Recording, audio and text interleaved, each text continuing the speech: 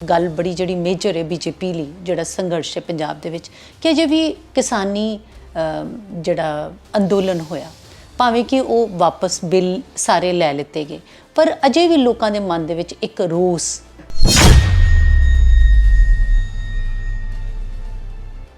ਸਾਡੇ ਪ੍ਰਧਾਨ ਮੰਤਰੀ ਨੇ ਕਿਹਾ ਨਹੀਂ ਮੈਨੂੰ ਕਿਸਾਨ ਦੀ ਜਿਹੜੀ ਕਮਾਈ ਹੈ ਉਹਨੂੰ ਡਬਲ ਕਰਨਾ ਹੈ ਕਿਸੇ ਹੋਰ ਨੇ ਤੇ ਚੈਲੰਜ ਨਹੀਂ ਲਿੱਤਾ ਸੀ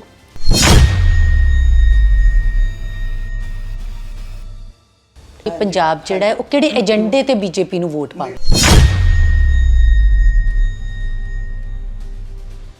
ਕਰਤਾਰਪੁਰ ਕੋਰੀਡੋਰ ਦੀ ਗੱਲ ਹੁੰਦੀ ਹੈ ਕੋਈ ਬਤੇਰੇ ਬੰਦੇ ਕ੍ਰੈਡਿਟ ਲੈਣ ਨੂੰ ਟੱਪ ਜਾਂਦੇ ਨੇ ਮੈਂ ਕੀਤਾ ਉਹ ਕੀਤਾ ਉਹਨਾਂ ਤੋਂ ਪੁੱਛੋ ਇਹ 150 ਪੌਣੇ 200 ਕਰੋੜ ਦਾ ਪ੍ਰੋਜੈਕਟ ਸੀ ਕਿੰਨੇ ਪੈਸੇ ਦਿੱਤੇ ਨੇ ਉਹ ਪੂਰਾ ਪ੍ਰੋਜੈਕਟ ਸੈਂਟਰ ਦਾ ਹੈ heritage city credit Navjot Sidhu ਸਾਹਿਬ ਮੈਂ ਉਹਨਾਂ ਤੋਂ ਪੁੱਛ ਲਓ ਨਾ ਤੁਸੀਂ ਪੈਸੇ ਕਿੱਥੋਂ ਲਿਆਏ ਇਹ ਤੇ ਦੱਸ ਦਿਓ ਜੀ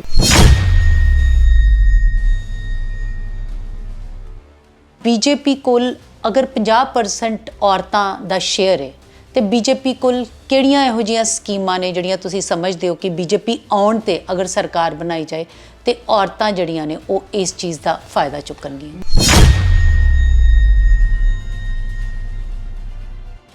ਇੱਕ ਸਾਲ ਦਾ ਡਾਟਾ ਹੈ ਉਸ ਡਾਟਾ 'ਚ ਇੱਕ ਸਕੀਮ ਹੈ ਸੈਂਟਰ ਦੀ ਪ੍ਰਧਾਨ ਮੰਤਰੀ ਆਵਾਸ ਯੋਜਨਾ ਜਿੱਥੇ ਜਿਨ੍ਹਾਂ ਦੇ ਕੱਚੇ ਘਰ ਨਹੀਂ ਨੇ ਉਹਨਾਂ ਨੂੰ ਸਰਕਾਰ ਘਰ ਬਣਾ ਕੇ ਦਿੰਦੀ ਹੈ ਤੇ ਪੰਜਾਬ ਨੂੰ ਉਸ ਸਾਲ ਮਿਲੇ ਨੇ 22,100 ਕੁਝ ਘਰ ਤੇ ਉਸੇ ਸਾਲ 'ਚ ਯੂਪੀ ਨੇ 5 ਲੱਖ ਤੋਂ ਵੱਧ ਘਰ ਬਣਾਏ ਨੇ ਕਾਰਨ ਐਡਮਿਨਿਸਟ੍ਰੇਟਿਵ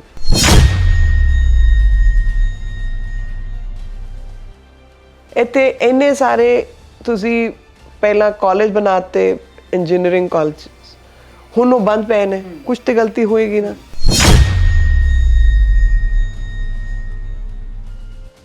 आई फिर हवा ज़ाफ़रान की खुली फिर खिड़की मेरे मकान की ए हारे हुए परिंदे ज़रा उड़ के देख ज़मीं पर आ जाएगी छत आसमान की सत श्री अकाल मैं हाँ सतिंदर सत्ती 101 विद सतिंदर सत्ती और मेरे नाल अज ने बीजेपी दे पंजाब के को इंचार्ज जो ने minister of states of culture and external affair Meenakshi लखी जी सो बहुत बहुत वेलकम है जी तुहाडा क्योंकि औरतां समाज दे विच एक नवीं नੁਹਾਰ ਤੇ एक नवीं क्रांति लैके आ रही ने राजनीति दे विच औरतां दा आगमन औरतां दी होंद दे नाल एक समाज नूं नवीं दिशा मिल रही है और अज इसे ते गलबात कर रहे हैं मीनाक्षी जी दे नाल जी नमस्कार मीनाक्षी जी औरतां राजनीति च बहुत घट ने अजे भी हिंदुस्तान दे विच और तुसी बाय प्रोफैशनल लॉयर भी हो और राजनीति च भी बड़े सरगर्म हो मतलब ਯੂ ਆਰ ਗੁੱਡ ਓਰੇਟਰ ਬੋਲਦੇ ਹੋ ਸਪੋਕਸਮੈਨ ਵੀ ਰਹੇ ਹੋ ਬੀਜੇਪੀ ਦੇ ਤੁਸੀਂ ਔਰਤਾਂ ਦਾ ਰਾਜਨੀਤੀ ਦੇ ਵਿੱਚ ਆਣਾ ਕਿਵੇਂ ਦੇਖਦੇ ਹੋ ਮੈਨੂੰ ਲੱਗਦਾ ਹੈ ਜਿਹੜੀ ਵੀ ਜਗ੍ਹਾ ਅਸੀਂ ਦੇਖਦੇ ਨੇ ਉਹਨੂੰ ਸੈਗਰੀਗੇਟ ਕਰਕੇ ਨਹੀਂ ਦੇਖ ਸਕਦੇ ਰਾਜਨੀਤੀ ਸਿਰਫ ਇੱਕ ਛੋਟਾ ਜਿਹਾ ਰਿਫਲੈਕਸ਼ਨ ਹੈ ਸੋਸ਼ਲ ਰਿਐਲਿਟੀਜ਼ ਦਾ ਤੇ ਉਹ ਸੋਸ਼ਲ ਰਿਐਲਿਟੀਜ਼ ਇੱਕ ਰਿਐਲਿਟੀ ਇਹ ਵੀ ਹੈ ਕਿ ਪਰਿਵਾਰ ਦੀ ਜ਼ਿੰਮੇਵਾਰੀ ਘਰ ਚਲਾਉਣ ਦੀ ਜ਼ਿੰਮੇਵਾਰੀ ਫੈਮਿਲੀ ਨੂੰ ਇਕੱਠਾ ਰੱਖਣ ਦੀ ਜ਼ਿੰਮੇਵਾਰੀ ਕਿਤੇ ਨਾ ਕਿਤੇ ਔਰਤਾਂ ਤੇ ਹੈ ਹੋਣੀ ਵੀ ਚਾਹੀਦੀ ਹੈ ਪਰ ਉਹਦੇ ਨਾਲ ਜਿਹੜਾ ਐਂਬੀਸ਼ਨ ਹੈ ਉਹ ਪਿੱਛੇ ਹਟ ਜਾਂਦੀ ਹੈ ਤੇ ਔਰਤਾਂ ਫਿਰ ਉਹ ਕੰਮ ਛੱਡ ਦਿੰਦੀਆਂ ਨੇ ਇੱਕ ਵਾਰੀ ਵਿਆਹ ਹੋ ਗਿਆ ਤੇ ਫਿਰ ਫੈਮਿਲੀ ਨੂੰ ਦੇਖਣਾ ਹੈ ਬੱਚਿਆਂ ਨੂੰ ਪਾਲਣਾ ਹੈ ਸਹੁਰਿਆਂ ਦੇ ਘਰ ਰਹਿਣਾ ਹੈ ਮਾਂ ਪਿਓ ਦੀ ਵੀ ਕਾਢਣਾ ਪੈਂਦਾ ਵਿੱਚ ਤੇ ਫਿਰ ਜਿਹੜੀ ਆਪਣੀ ਪਰਸਨਲ ਐਂਬੀਸ਼ਨਸ ਨੇ ਉਹ ਪਿੱਛੇ ਹਟ ਜਾਂਦੀਆਂ ਨੇ ਤੇ ਰਾਜਨੀਤੀ ਸਿਰਫ ਔਰਤਾਂ ਲਈ ਨਹੀਂ ਆਦਮੀਆਂ ਲਈ ਵੀ ਬੜੀ ਮੁਸ਼ਕਿਲ ਥਾਂ ਹੈ ਤੇ ਸੀਰੀਅਸਲੀ ਆਈ ਮੀਨ ਬੰਨਾ ਸਾਰੇ ਚਾਹਣਗੇ ਪਰ ਉਹਦੇ ਲਈ ਜਿੰਨਾ ਕੰਮ ਕਰਨਾ ਪੈਂਦਾ ਹੈ ਉਹ ਬਹੁਤਾ ਆਸਾਨ ਨਹੀਂ ਹੈ ਕਾਰੋਬਾਰ ਛੱਡ ਕੇ ਤੁਸੀਂ ਬਾਹਰ ਬੈਠੇ ਹੋ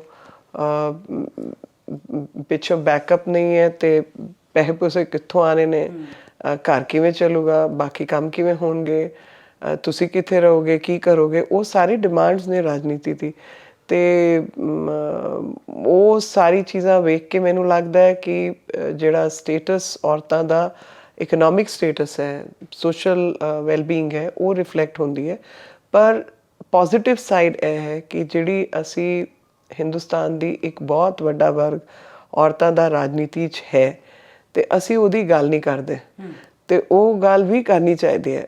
ਅਸੀਂ ਦੇਖਦੇ ਨੇ MLA, ਅਸੀਂ ਵੇਖਦੇ ਨੇ MPs, ਅਸੀਂ ਵੇਖਦੇ ਨਹੀਂ ਕਿ ਜਿਹੜੀ ਅਸਲੀ ਰਾਜਨੀਤੀ ਹੁੰਦੀ ਹੈ, ਜਿਹੜੇ ਅਸਲੀ ਕੰਮ ਹੁੰਦੇ ਨੇ, ਜੇ ਇਮੀਡੀਏਟਲੀ ਫੈਮਿਲੀਜ਼ ਨੂੰ, ਲੋਕਾਂ ਨੂੰ ਇੰਪੈਕਟ ਕਰਦੇ ਨੇ। ਇੰਪੈਕਟ ਅਸੈਸਮੈਂਟ ਅਗਰ ਅਸੀਂ ਵੇਖਿਆ ਤੇ ਪੰਚਾਇਤ ਨੇ ਹੁਣ ਬਾਈ ਲਾਅ 33% ਘੱਟ ਤੋਂ ਘੱਟ ਪੰਚਾਇਤ 'ਚ ਔਰਤਾਂ ਦਾ ਹੋਣਾ ਜ਼ਰੂਰੀ ਹੈ। ਤੇ ਬਹੁਤ ਸਾਰੇ ਰਾਜ ਇਹੋ ਜਿਹੇ ਨੇ ਜਿੱਥੇ 50% ਔਰਤਾਂ ਨੂੰ ਜ਼ਿੰਮੇਵਾਰੀ ਦਿੱਤੀ ਹੋਈ ਹੈ। ਇਹਦਾ ਇੱਕ ਉਦਾਹਰਣ ਮੈਂ ਤੁਹਾਨੂੰ ਗੁਜਰਾਤ ਤੋਂ ਦੇਣਾ ਚਾਹੁੰਦੀ ਹਾਂ। ਗੁਜਰਾਤ 'ਚ ਜਦੋਂ ਪ੍ਰੈਜ਼ੈਂਟ ਪ੍ਰਾਈਮ ਮਿਨਿਸਟਰ, ਮੁੱਖ ਮੰਤਰੀ ਸੀ ਮੋਦੀ ਜੀ, ਤੇ ਉਹਨਾਂ ਨੇ ਇੱਕ ਸਕੀਮ ਲਾਈ ਜਿਹੜੀ ਔਰਤਾਂ ਦੀ ਪੰਚਾਇਤ ਹੋਏਗੀ 100% ਔਰਤਾਂ ਨੂੰ ਚੁਣ ਕੇ ਭੇਜੇਗੀ। ਜਿਹੜੇ ਵੀ ਗਾঁव ਨੇ 100% ਔਰਤਾਂ ਨੂੰ ਚੁਣ ਕੇ ਭੇਜਿਆ, ਉਹਨਾਂ ਦੀ ਜਿਹੜੀ ਡਿਵੈਲਪਮੈਂਟ ਦੇ ਪੈਸੇ ਨੇ ਉਹ 50% ਵੱਧ ਕੇ ਮਿਲਣਗੇ। ਤੇ 10 ਲੱਖ ਮਿਲਦਾ ਹੈ ਸਾਲ ਦਾ, ਤੇ ਉਹਨਾਂ ਨੂੰ 15 ਮਿਲੂਗਾ। ਤੇ ਇੰਜ ਕਰਕੇ ਤੇ ਸਾਰੇ ਫਿਰ ਗਾँव ਨੇ ਔਰਤਾਂ ਨੂੰ ਭੇਜਣਾ ਸ਼ੁਰੂ ਕਰਦਾ। ਤੇ ਇਹੋ ਜਿਹੀ ਟਵੀਕਸ ਜਿਹੜੀ ਨੇ, ਛੋਟੀ ਛੋਟੀ ਟਵੀਕਸ, ਉਸ ਕਰਕੇ ਫਿਰ ਐਮਪਾਵਰਮੈਂਟ ਤੁਸੀਂ ਗ੍ਰਾਸ ਰੂਟ ਤੇ ਕਰ ਦਿੰਦੇ ਹੋ। ਕਿ ਫਿਰ ਜ਼ਿਆਦਾਤਰ ਜਿਹੜੀ ਪੰਚਾਇਤ ਨੇ, ਉਹਨਾਂ ਪੰਚਾਇਤਾਂ ਨੂੰ ਨਿਰਮਲ ਪੰਚਾਇਤ ਕਹਿਣਾ ਸ਼ੁਰੂ ਕਰਤਾ। ਜਿਹੜੀ ਪੰਚਾਇਤਾਂ 100% ਔਰਤਾਂ ਦੀ ਨੇ, ਉਹ ਫਿਰ ਨਿਰਮਲ ਪੰਚਾਇਤ ਨੇ, ਨਿਰਮਲ ਪੰਚਾਇਤ ਦਾ ਫੰਡ ਵੱਧ ਜਾਏਗਾ। ਤੇ ਇਸ ਕਰਕੇ ਫਿਰ ਇੰਟਰਸਟ ਹੋਇਆ ਸਾਰੇ ਜਿਹੜੇ ਜ਼ਿੰਮੇਵਾਰ ਗ੍ਰਾਮ ਵਾਸੀ ਸੀ ਉਹਨਾਂ ਨੂੰ, ਕਿ ਅਸੀਂ ਸਾਰੀ ਔਰਤਾਂ ਨੂੰ ਭੇਜ ਦਿੰਦੇ ਨੇ, ਸਾਨੂੰ ਪੈਸੇ ਜ਼ਿਆਦਾ ਮਿਲਣਾ ਤੇ ਡਿਵੈਲਪਮੈਂਟ ਜ਼ਿਆਦਾ ਹੋਏਗਾ। ਜਦੋਂ ਅਸੀਂ ਤੇ ਕਈ ਮਿਲੀਅਨ ਨੇ ਹਿੰਦੁਸਤਾਨ 'ਚ ਜਿਹੜੇ ਗਾँव ਦੇ ਨੰਬਰ ਨੇ, ਉਹਨਾਂ ਗਾँव ਦੇ ਨੰਬਰਾਂ ਨੂੰ ਤੇ ਫਿਰ ਜ਼ਿਲ੍ਹਾ ਪੰਚਾਇਤ ਤੇ ਬਾਕੀ ਪੰਚਾਇਤਾਂ ਨੂੰ ਤੁਸੀਂ ਜੋੜ ਲਓ, ਤੇ 1 ਮਿਲੀਅਨ ਦੇ ਕਲੋਜ਼ ਜਿਹੜੇ ਨੇ ਉਨੀ ਔਰਤਾਂ ਪੋਲਿਟਿਕਸ 'ਚ ਨੇ। ਜੇ ਤੁਸੀਂ ਕਹਿੰਦੇ ਹੋ ਕਿ ਮੁੱਖ ਮੰਤਰੀ ਦੇ ਤੌਰ ਤੇ ਨਰਿੰਦਰ ਮੋਦੀ ਜੀ ਇਹ ਨਿਰਮਲ ਪੰਚਾਇਤਾਂ ਦਾ ਨਿਰਮਾਣ ਕਰ ਸਕਦੇ ਨੇ, ਫਿਰ 33% ਆਰਕਸ਼ਣ ਵਿਧਾਨ ਸਭਾ ਦੇ ਵਿੱਚ ਹਰ ਸਟੇਟ ਦੇ ਵਿੱਚ ਔਰਤਾਂ ਲਈ ਕਿਉਂ ਨਹੀਂ ਕੀਤਾ ਗਿਆ? ਉਹਦੇ ਬਹੁਤ ਸਾਰੇ ਰੀਜ਼ਨਸ ਨੇ। ਸਾਰਿਆਂ ਤੋਂ ਵੱਡਾ ਰੀਜ਼ਨ ਹੈ ਕਿ ਪਾਰਟੀਆਂ ਜਿਹੜੀਆਂ ਨੇ, ਉਹ ਪਾਰਟੀਆਂ 'ਚ ਵੀ ਔਰਤਾਂ ਨਹੀਂ ਨੇ। ਪਾਰਟੀ ਦੇ ਵਿੱਚ ਦੇਖੋ ਕਹਿਣਾ ਸੌਖਾ ਹੈ, ਪਰ ਪਾਰਟੀ 'ਚ ਪਹਿਲੇ ਲੀਡਰਸ਼ਿਪ ਔਰਤਾਂ ਦੀ ਡਿਵੈਲਪ ਹੋਣੀ ਤੇ ਚਾਹੀਦੀ ਹੈ ਨਾ। ਔਰਤਾਂ ਨੂੰ, ਮੇਰੀ ਗੱਲ ਸੁਣ ਲਓ, ਮੈਂ ਤੁਹਾਨੂੰ ਪੂਰਾ ਐਕਸਪਲੇਨ ਕਰਾਂਗੀ, ਨੱਠਣ ਵਾਲੀ ਨਹੀਂ ਹੈ। ਔਰਤਾਂ ਨੂੰ ਜ਼ਿੰਮੇਵਾਰੀ ਦੇ ਕੇ ਉਹਨਾਂ ਦਾ ਲੀਡਰਸ਼ਿਪ ਪੋਟੈਂਸ਼ੀਅਲ ਜਦ ਤਾਈਂ ਤੁਸੀਂ ਡਿਵੈਲਪ ਨਹੀਂ ਕਰੋਗੇ, ਉਹ ਪੋਜੀਸ਼ਨ ਲੈ ਕੇ ਬਹਿ ਕੇ ਵੀ ਕੀ ਕਰਾਂਗੇ। ਤੇ ਹੁਣ ਮੈਨੂੰ ਵੇਖੋ, ਤੇ ਮੈਨੂੰ ਇੱਥੇ ਦਾ ਕੋਈ ਇੰਚਾਰਜ ਬਣਾਇਆ ਹੈ ਪੰਜਾਬ ਸਟੇਟ ਦਾ, ਤੇ ਪੰਜਾਬ ਸਟੇਟ ਦਾ ਕਿਸੇ ਹੋਰ ਪਾਰਟੀ ਨੇ ਕਿਸੇ ਹੋਰ ਔਰਤ ਨੂੰ ਕੋਈ ਇੰਚਾਰਜ ਬਣਾਇਆ ਹੈ। ਤੇ ਉਹ ਪਹਿਲਾਂ ਔਰਤਾਂ ਦਾ ਨੇਤਰਤਵ ਸ਼ਕਤੀ ਨੂੰ ਤੁਸੀਂ ਟੈਸਟ ਕਰਦੇ ਹੋ, ਉਹਨਾਂ ਨੂੰ ਜ਼ਿੰਮੇਵਾਰੀ ਦਿੰਦੇ ਹੋ, ਫਿਰ ਜ਼ਿੰਮੇਵਾਰੀ ਦੇ ਕੇ ਉਹਨਾਂ ਦਾ ਨੇਤਰਤਵ ਨਿਖਰੇ, ਉਹਦੇ ਲਈ ਕੰਮ ਕਰਦੇ ਹੋ। ਪਾਰਟੀਆਂ 'ਚ ਜਦੋਂ ਸਾਡੀ ਪਾਰਟੀ 'ਚ ਤੇ 33% ਈਵਨ ਆਰਕਸ਼ਣ ਵਿਦਿਨ ਪਾਰਟੀ ਹੈ। ਤੁਹਾਨੂੰ ਸਾਰਿਆਂ ਨੂੰ ਪਤਾ ਹੋਣਾ ਚਾਹੀਦਾ ਹੈ ਕਿ ਹਿੰਦੁਸਤਾਨ 'ਚ ਕਿੰਨੀ ਪਾਰਟੀਆਂ ਨੇ, ਪੋਲੀਟੀਕਲ ਪਾਰਟੀ। ਕਿਸੇ ਪਾਰਟੀ 'ਚ ਜਿਹੜੀ ਇੰਟਰਨਲ ਪੋਲਿਟਿਕਸ ਹੈ, ਜਿਹੜੀ ਪਾਰਟੀ ਦੀ ਇੰਟਰਨਲ ਮੰਡਲ ਅਧਿਅਕਸ਼, ਜ਼ਿਲ੍ਹਾ ਅਧਿਅਕਸ਼, ਪਾਰਟੀ ਦੇ ਪ੍ਰੈਜ਼ੀਡੈਂਟ ਤੇ ਸੈਕਟਰੀ ਤੇ ਬਾਕੀ ਪੋਜੀਸ਼ਨਸ ਨੇ, ਉਨ ਸਾਰੀ ਪੋਜੀਸ਼ਨਸ 33% ਔਰਤਾਂ ਨੂੰ ਰੱਖਣਾ ਮੈਂਡੇਟਰੀ ਹੈ। ਇਹ ਪਾਰਟੀ ਦਾ ਰੂਲ ਹੈ, ਇਹ ਪਾਰਟੀ ਦਾ ਕਨਸਟੀਟਿਊਸ਼ਨ ਹੈ, ਕਿਸੇ ਹੋਰ ਪਾਰਟੀ 'ਚ ਨਹੀਂ ਹੈ। ਉਹਦਾ ਰੀਜ਼ਨ ਇੱਕੋ ਹੈ ਕਿ ਵਿਦਿਨ ਪਾਰਟੀ ਵੀ ਡਿਸਕ੍ਰਿਮੀਨੇਸ਼ਨ ਸੋਸ਼ਲੀ ਰਹਿੰਦੀ ਹੈ। ਤੇ ਜਦ ਤਾਈਂ ਔਰਤਾਂ ਤੋਂ ਵਿਸ਼ਵਾਸ ਕਰਕੇ ਉਹਨਾਂ ਨੂੰ ਤੁਸੀਂ ਤਿਆਰ ਨਹੀਂ ਕਰੋਗੇ, ਤਦ ਤਾਈਂ ਤੁਸੀਂ ਇਹ ਕੰਮ ਰਾਜਨੀਤਿਕ ਨਹੀਂ ਕਰ ਸਕਦੇ। ਤੇ ਜਿਹੜਾ MLA ਦੀ ਤੁਸੀਂ ਕੁਐਸਚਨ ਪੁੱਛਿਆ ਕਿ ਔਰਤਾਂ ਨੂੰ ਆਰਕਸ਼ਣ ਦਾ, ਮੁੱਖ ਮੰਤਰੀ ਸੀ ਜਦੋਂ ਪ੍ਰਧਾਨ ਮੰਤਰੀ ਜੀ, ਉਹਨਾਂ ਨੇ ਗੁਜਰਾਤ ਵਿੱਚ ਇਹ ਐਕਟ ਪਾਸ ਕਰਕੇ ਸੈਂਟਰ ਨੂੰ ਭੇਜਿਆ ਸੀ ਕਿ ਗੁਜਰਾਤ ਸਟੇਟ ਰਾਜ਼ੀ ਹੈ, ਤਿਆਰ ਹੈ ਔਰਤਾਂ ਨੂੰ 33% ਰਿਜ਼ਰਵੇਸ਼ਨ ਦੇਣ ਲਈ, ਤੇ ਸਾਨੂੰ ਵਿਧਾਨ ਸਭਾ 'ਚ ਤੁਸੀਂ 33% ਰਿਜ਼ਰਵੇਸ਼ਨ ਦੇ ਦਿਓ। ਇਹ ਐਕਟ ਬਣਾ ਕੇ ਪਾਸ ਕਰਕੇ ਗੁਜਰਾਤ ਦੀ ਵਿਧਾਨ ਸਭਾ ਤੋਂ ਇਹਨਾਂ ਨੇ ਸੈਂਟਰ ਨੂੰ ਭੇਜਤਾ ਸੀ, ਤੇ ਪ੍ਰੈਜ਼ੀਡੈਂਟ ਆਫ ਇੰਡੀਆ ਨੇ ਸਾਈਨ ਨਹੀਂ ਕੀਤੇ ਸੀ। ਅੱਛਾ। ਤੇ ਹੁਣ ਮੈਨੂੰ ਜਿਵੇਂ ਲੱਗਦਾ ਕਿ ਆਉਣ ਵਾਲੇ ਟਾਈਮ 'ਚ ਜਿਵੇਂ ਐਮਫੈਸਿਸ ਵਧੂਗਾ ਔਰਤਾਂ ਦੀ ਪਾਰਟਿਸਿਪੇਸ਼ਨ ਨੂੰ ਲੈ ਕੇ, ਔਰਤਾਂ ਦਾ ਪਾਰਟਿਸਿਪੇਸ਼ਨ ਵਧਣਾ ਹੈ, ਰਾਜਨੀਤੀ 'ਚ ਵੀ ਵਧਣਾ ਹੈ, ਪਰ ਔਰਤਾਂ ਨੂੰ ਖੁਦ ਵੀ ਤਿਆਰ ਹੋਣਾ ਹੈ। ਮੈਨੂੰ ਅੱਜ ਵੀ ਕੋਈ ਗਲਤ ਨਹੀਂ ਹੈ, ਪਰ ਫਿਰ ਵੀ ਕਈ ਵਾਰੀ ਲੱਗਦਾ ਹੈ ਕਿ ਬਹੁਤ ਸਾਰੇ ਆਦਮੀ ਜਿਹੜੇ ਖੁਦ MLA ਬਣਨਾ ਚਾਹੁੰਦੇ ਨੇ ਉਹ ਨਹੀਂ ਬਣ ਪਾਉਂਦੇ। ਟਿਕਟ ਘੋਸ਼ਿਤ ਹੋ ਗਈ ਔਰਤਾਂ ਦੀ, ਮਤਲਬ ਕਾਉਂਸਲਰ ਦੀ ਕੁਝ ਹੋਇਆ ਤੇ ਉਹ ਆਪਣੀ ਵੋਟੀਆਂ ਨੂੰ ਖੜਾ ਕਰ ਦਿੰਦੇ। ਹਾਂਜੀ, ਇਹ ਬੜਾ ਪੰਜਾਬ 'ਚ ਵੀ ਬਹੁਤ ਮੈਂ ਉਹੀ ਕਹਿ ਰਹੀ ਹਾਂ। ਤੇ ਫਿਰ ਉਹ ਫਿਰ ਕੰਟਰੋਲ ਜਿਹੜਾ ਹੈ ਨਾ ਉਹ ਆਦਮੀ ਦਾ ਹੀ ਰਹਿੰਦਾ। ਔਰਤਾਂ ਦੀ ਜਿਹੜੀ ਨੇਤਰਤਵ ਸ਼ਮਤਾ ਤੇ ਸ਼ਕਤੀ ਹੈ ਉਹ ਵਧੇ, ਉਹ ਤਾਂ ਹੀ ਵੱਧ ਸਕਦੀ ਹੈ ਜਦੋਂ ਔਰਤ ਇੰਡੀਪੈਂਡੈਂਟਲੀ ਡਿਸੀਜਨ ਮੇਕਿੰਗ ਦਾ ਹਿੱਸਾ ਹੋਏ, ਆਪਣੇ ਨਿਰਣੇ ਆਪੇ ਕਰਦੀ ਹੋਏ ਤੇ ਪਾਰਟੀ 'ਚ ਉਹਦੀ ਹਿੱਸੇਦਾਰੀ ਹੋਏ ਤੇ ਪਾਰਟੀ ਦੇ ਨਿਰਣੇ ਵੀ ਉਹ ਕਰ ਸਕੇ। ਉਹ ਨੇਤਰਤਵ ਹੈ ਤੇ ਉਹ ਸਾਨੂੰ ਵਧਾਉਣਾ ਹੈ ਤੇ ਐਸ ਸੁਸਾਇਟੀ ਵੀ ਕਰਨਾ ਪਏਗਾ। ਐਸ ਸੁਸਾਇਟੀ ਵੀ ਐਕਸੈਪਟੈਂਸ ਵਧਾਉਣੀ ਪਏਗੀ। ਜਦੋਂ ਮੈਨੂੰ ਸਾਰੇ ਕਹਿੰਦੇ ਨੇ ਪੰਜਾਬ 'ਚ ਹੋਇਆ, ਪੰਜਾਬ, ਮੈਂ ਕਿਹਾ ਦੇਖੋ ਮੈਂ ਤੇ ਪੰਜਾਬ ਦੀ ਧੀ ਹਾਂ ਤੇ ਮੈਨੂੰ ਐਕਸੈਪਟ ਕਰਦੇ ਕਿਸੇ ਨੂੰ ਕੋਈ ਪ੍ਰੋਬਲਮ ਨਹੀਂ ਹੈ। ਮੈਂ ਕਿਤੇ ਵੀ ਟੁਰ ਜਾ, ਕਿਸੇ ਵੀ ਪਿੰਡ 'ਚ ਚਲੀ ਜਾਵਾਂ, ਕਿਤੇ ਵੀ, ਮੈਂ ਕਿਹਾ ਇੱਥੇ ਤੇ ਔਰਤਾਂ ਸ਼ਹਿਰਾਂ 'ਚ ਤੇ ਪਿੰਡਾਂ 'ਚ ਵੀ ਪੈਂਟਾਂ ਸ਼ਰਟਾਂ ਟੀ-ਸ਼ਰਟ ਪਾ ਕੇ ਜੀਨਸ ਪਾ ਕੇ ਘੁੰਮਦੀਆਂ ਨੇ, ਕੋਈ ਅੱਖ ਵੀ ਨਹੀਂ ਉੱਤੇ ਕਰਦਾ, ਕੋਈ ਪੁੱਛਦਾ ਵੀ ਨਹੀਂ, ਕੋਈ ਕੁਝ ਕਰਦਾ ਵੀ ਨਹੀਂ। ਪੰਜਾਬ ਤੇ ਹੋਰ ਸਟੇਟਾਂ ਤੋਂ ਬਹੁਤ ਅੱਗੇ ਹੈ ਸੋਸ਼ਲੀ, ਪਰ ਫਿਰ ਵੀ ਇੱਥੇ ਡਿਸਕ੍ਰਿਮੀਨੇਸ਼ਨ ਵੀ ਹੈ, ਥੱਲੋਂ ਅੰਦਰੋਂ ਡਿਸਕ੍ਰਿਮੀਨੇਸ਼ਨ ਵੀ ਹੈ। ਤੇ ਅਸੀਂ ਸਾਰੇ ਰਲ ਮਿਲ ਕੇ ਸਕੀਮਾਂ ਲਾ ਕੇ ਉਹਨਾਂ ਨੂੰ ਮੁੱਖ ਚਿਹਰਾ ਬਣਾ ਕੇ ਅਸੀਂ ਕੰਮ ਕਰਨਾ। ਬੀਜੇਪੀ ਨੇ ਤੁਹਾਨੂੰ ਹੀ ਕਿਉਂ ਚੁਣਿਆ ਐਜ਼ ਅ ਫੀਮੇਲ? ਉਹਦੇ ਵਿੱਚ ਮਤਲਬ ਤੁਸੀਂ ਦਿੱਲੀ ਦੇ ਬੌਰਨ ਬ੍ਰੌਟ ਅਪ ਹੋ, ਹੁਸ਼ਿਆਰਪੁਰ ਤੁਹਾਡੇ ਸਹੁਰੇ ਨੇ, ਸਾਰਿਆਂ ਨੂੰ ਪਤਾ ਹੈ। ਨੂੰਹ ਹੋ ਤੁਸੀਂ ਪੰਜਾਬ ਦੀ, ਧੀ ਵੀ ਆ ਤੇ ਨੂੰਹ ਵੀ ਹੋ। ਤੇ ਬੀਜੇਪੀ ਨੇ ਤੁਹਾਨੂੰ ਕਿ ਤੁਸੀਂ ਪੰਜਾਬੀ ਅੱਛੀ ਬੋਲਦੇ ਹੋ? ਮੈਂ ਪੰਜਾਬੀ ਹਾਂ ਜੀ, ਮੈਂ DNA ਪੰਜਾਬ ਦਾ। ਤੇ ਇਹ DNA ਦੀ ਜਦੋਂ ਵੀ ਕੋਈ ਗੱਲ ਹੁੰਦੀ ਹੈ, ਮੈਂ ਕਿਹਾ ਜਦੋਂ ਜੁਆਇੰਟ ਪੰਜਾਬ ਸੀ ਤੇ ਹੁਣ ਪੁਰਖਿਆਂ ਦੀ ਗੱਲ ਕਰਾਂ ਤੇ ਅਸੀਂ ਜੁਆਇੰਟ ਪੰਜਾਬ 'ਚ ਸੀ। ਬਹੁਤੇ ਵੱਡੇ ਜ਼ਿੰਮੇਦਾਰੀ ਕਰਦੇ ਸੀ ਮੇਰੇ ਪੇਕੇ, ਹੜੱਪਾ ਦੀਆਂ, ਅਸੀਂ ਹੜੱਪੇ ਦੇ ਨੇ। ਤੇ ਮੈਂ ਕਿਹਾ ਜਿਹੜੇ ਇੰਡਸ ਵੈਲੀ ਸਿਵਲਾਈਜੇਸ਼ਨ ਦੀ ਗੱਲ ਕਰਦੇ ਹੋ, ਅਸੀਂ ਹੜੱਪਾ ਵਾਸੀ ਤੇ ਮੈਂ ਹਾਂ ਸਾਰਿਆਂ ਤੋਂ ਵੱਧ ਕੇ। ਤੇ ਕਲੇਮ ਵੀ ਮੇਰਾ ਉਸ ਤੋਂ ਜ਼ਿਆਦਾ ਹੈ, ਪਰ ਪਾਰਟੀਸ਼ਨ ਦੇ ਬਾਅਦ ਇਸ ਪਾਸੇ ਆਏ ਤੇ ਫਿਰ ਜ਼ਮੀਨਾਂ ਮਿਲੀਆਂ ਉੱਤਰਾਖੰਡ। ਹੁਣੇ ਉੱਤਰਾਖੰਡ, ਪਹਿਲਾਂ UP ਹੁੰਦਾ ਸੀ, ਰੁਦਰਪੁਰ ਗਦਰਪੁਰ। ਫਿਰ ਪਾਪਾ ਉਹ ਛੱਡ ਕੇ, ਦਾਦਾ ਜੀ ਦੀ ਡੈਥ ਹੋ ਗਈ ਤੇ ਦਿੱਲੀ ਆ ਗਏ। ਮੇਰਾ ਜਨਮ ਜਿਹੜਾ ਹੈ ਦਿੱਲੀ ਦਾ ਹੈ। ਮੇਰੀ ਮਾਂ ਤੇ ਮੇਰੇ ਜਿਹੜੇ ਨਾਨਕੇ ਨੇ ਉਹ ਸਾਰੇ ਪੰਜਾਬ ਪੁਲਿਸ ਦੇ ਨੇ। ਪੰਡਤ ਸੀ ਕਸ਼ਮੀਰੀ, ਪਰ ਫਿਰ ਵੀ ਉਹਨਾਂ ਨੇ ਸਾਰੀ ਉਮਰ, ਮੇਰੇ ਮਾਂ ਦੇ ਫਾਦਰ, ਉਹਨਾਂ ਦੇ ਦਾਦਾ ਦੇ ਪਿਓ, ਉਹ 3-4 ਜਨਰੇਸ਼ਨ ਜਿਹੜੀਆਂ ਨੇ ਉਹ ਸਾਰੇ ਪੁਲਿਸ ਵਾਲੇ ਨੇ, ਪੰਜਾਬ ਪੁਲਿਸ ਦੇ। ਤੇ ਇਸ ਕਰਕੇ ਤੁਹਾਡਾ ਬੜਾ ਪੰਜਾਬ ਨਾਲ ਨੇੜੇ ਦਾ ਸੰਬੰਧ ਹੈ। ਹਾਂਜੀ, ਮਾਂ ਚੰਡੀਗੜ੍ਹ ਯੂਨੀਵਰਸਿਟੀ ਪੜ੍ਹੀ ਹੈ। ਤੇ ਜਦੋਂ ਵੀ ਗੱਲ ਹੁੰਦੀ ਹੈ ਮੈਂ ਕਹਿੰਦੀ ਹਾਂ, ਮੈਂ ਕਿਹਾ 60 'ਚ ਵੀ ਇਹੀ ਹਾਲ ਸੀ ਇੱਥੇ, ਕੁੜੀਆਂ ਤਾਂ ਵੀ ਸਾਈਕਲਾਂ ਲੈ ਕੇ ਤੁਰਦੀਆਂ ਸਨ। ਤੇ 60 ਦੀ ਜਦੋਂ 62 ਦੀ ਲੜਾਈ ਹੋਈ ਤੇ ਮੇਰੀ ਮਾਂ ਪੰਜਾਬ ਰਕਸ਼ਾ ਦਲ 'ਚ ਸੀ। ਤੇ ਮੈਂ ਕਿਹਾ ਉਹ ਤੇ ਬਹੁਤ ਹੀ ਪ੍ਰੋਗਰੈਸਿਵ ਸਟੇਟ ਹੈ, ਮਤਲਬ ਪੰਜਾਬ ਕੁੜੀਆਂ ਦੇ ਮਾਮਲੇ, ਹਰ ਇੱਕ ਮਾਮਲੇ 'ਚ ਪੰਜਾਬ ਕਰਨ ਵਾਲੇ ਬੰਦੇ ਨੇ। ਹੁਣ ਮੈਨੂੰ ਬੜਾ ਦੁੱਖ ਲੱਗਦਾ ਹੈ ਜਦੋਂ ਚਾਰੇ ਪਾਸੇ ਦੇਖਦੇ ਹਾਂ, ਥੋੜ੍ਹਾ ਜਿਹਾ ਮਾਹੌਲ ਮੈਨੂੰ ਖਰਾਬ ਲੱਗਦਾ ਹੈ ਕਿ ਮੈਂ ਕਿਹਾ ਇਹ ਪੰਜਾਬ ਦਾ ਖੂਨ ਨਹੀਂ ਹੈ, ਪੰਜਾਬ ਦੀ ਰਿਵਾਇਤ ਨਹੀਂ ਹੈ। ਪੰਜਾਬੀ ਕਿਤੇ ਵੀ ਰਹਿੰਦੇ ਨੇ, ਹਿੰਦੁਸਤਾਨ 'ਚ ਰਹਿਣ, ਬਾਹਰ ਰਹਿਣ, ਕਿਤੇ ਵੀ ਰਹਿਣ, ਇੱਕ ਰਿਵਾਇਤ ਹੈ ਸਾਡੀ। ਮਤਲਬ ਕਰਨ ਵਾਲੇ ਕਰਨ ਜੋਗੇ ਹੱਥ ਰੱਖਦੇ ਨੇ ਤੇ ਕਰਨ ਵਾਲੇ ਬੰਦੇ ਨੇ। ਇੱਥੇ ਆ ਕੇ ਥੋੜ੍ਹਾ ਜਿਹਾ ਮੈਨੂੰ ਜਦੋਂ ਲੱਗਦਾ ਹੈ ਕਿ ਅਸੀਂ ਉਹ ਦਰਕਾਰ ਕਰ ਰਹੇ ਨੇ ਤੇ ਉਹ ਕੁਝ ਪੋਲੀਟੀਕਲ ਪਾਰਟੀਆਂ ਵੀ ਉਹ ਦਰਕਾਰ ਵਾਲੇ ਕੰਮ ਕਰ ਰਹੀਆਂ ਨੇ, ਉਹ ਸਾਡੀ ਰਿਵਾਇਤਾਂ ਨਹੀਂ ਹੈ।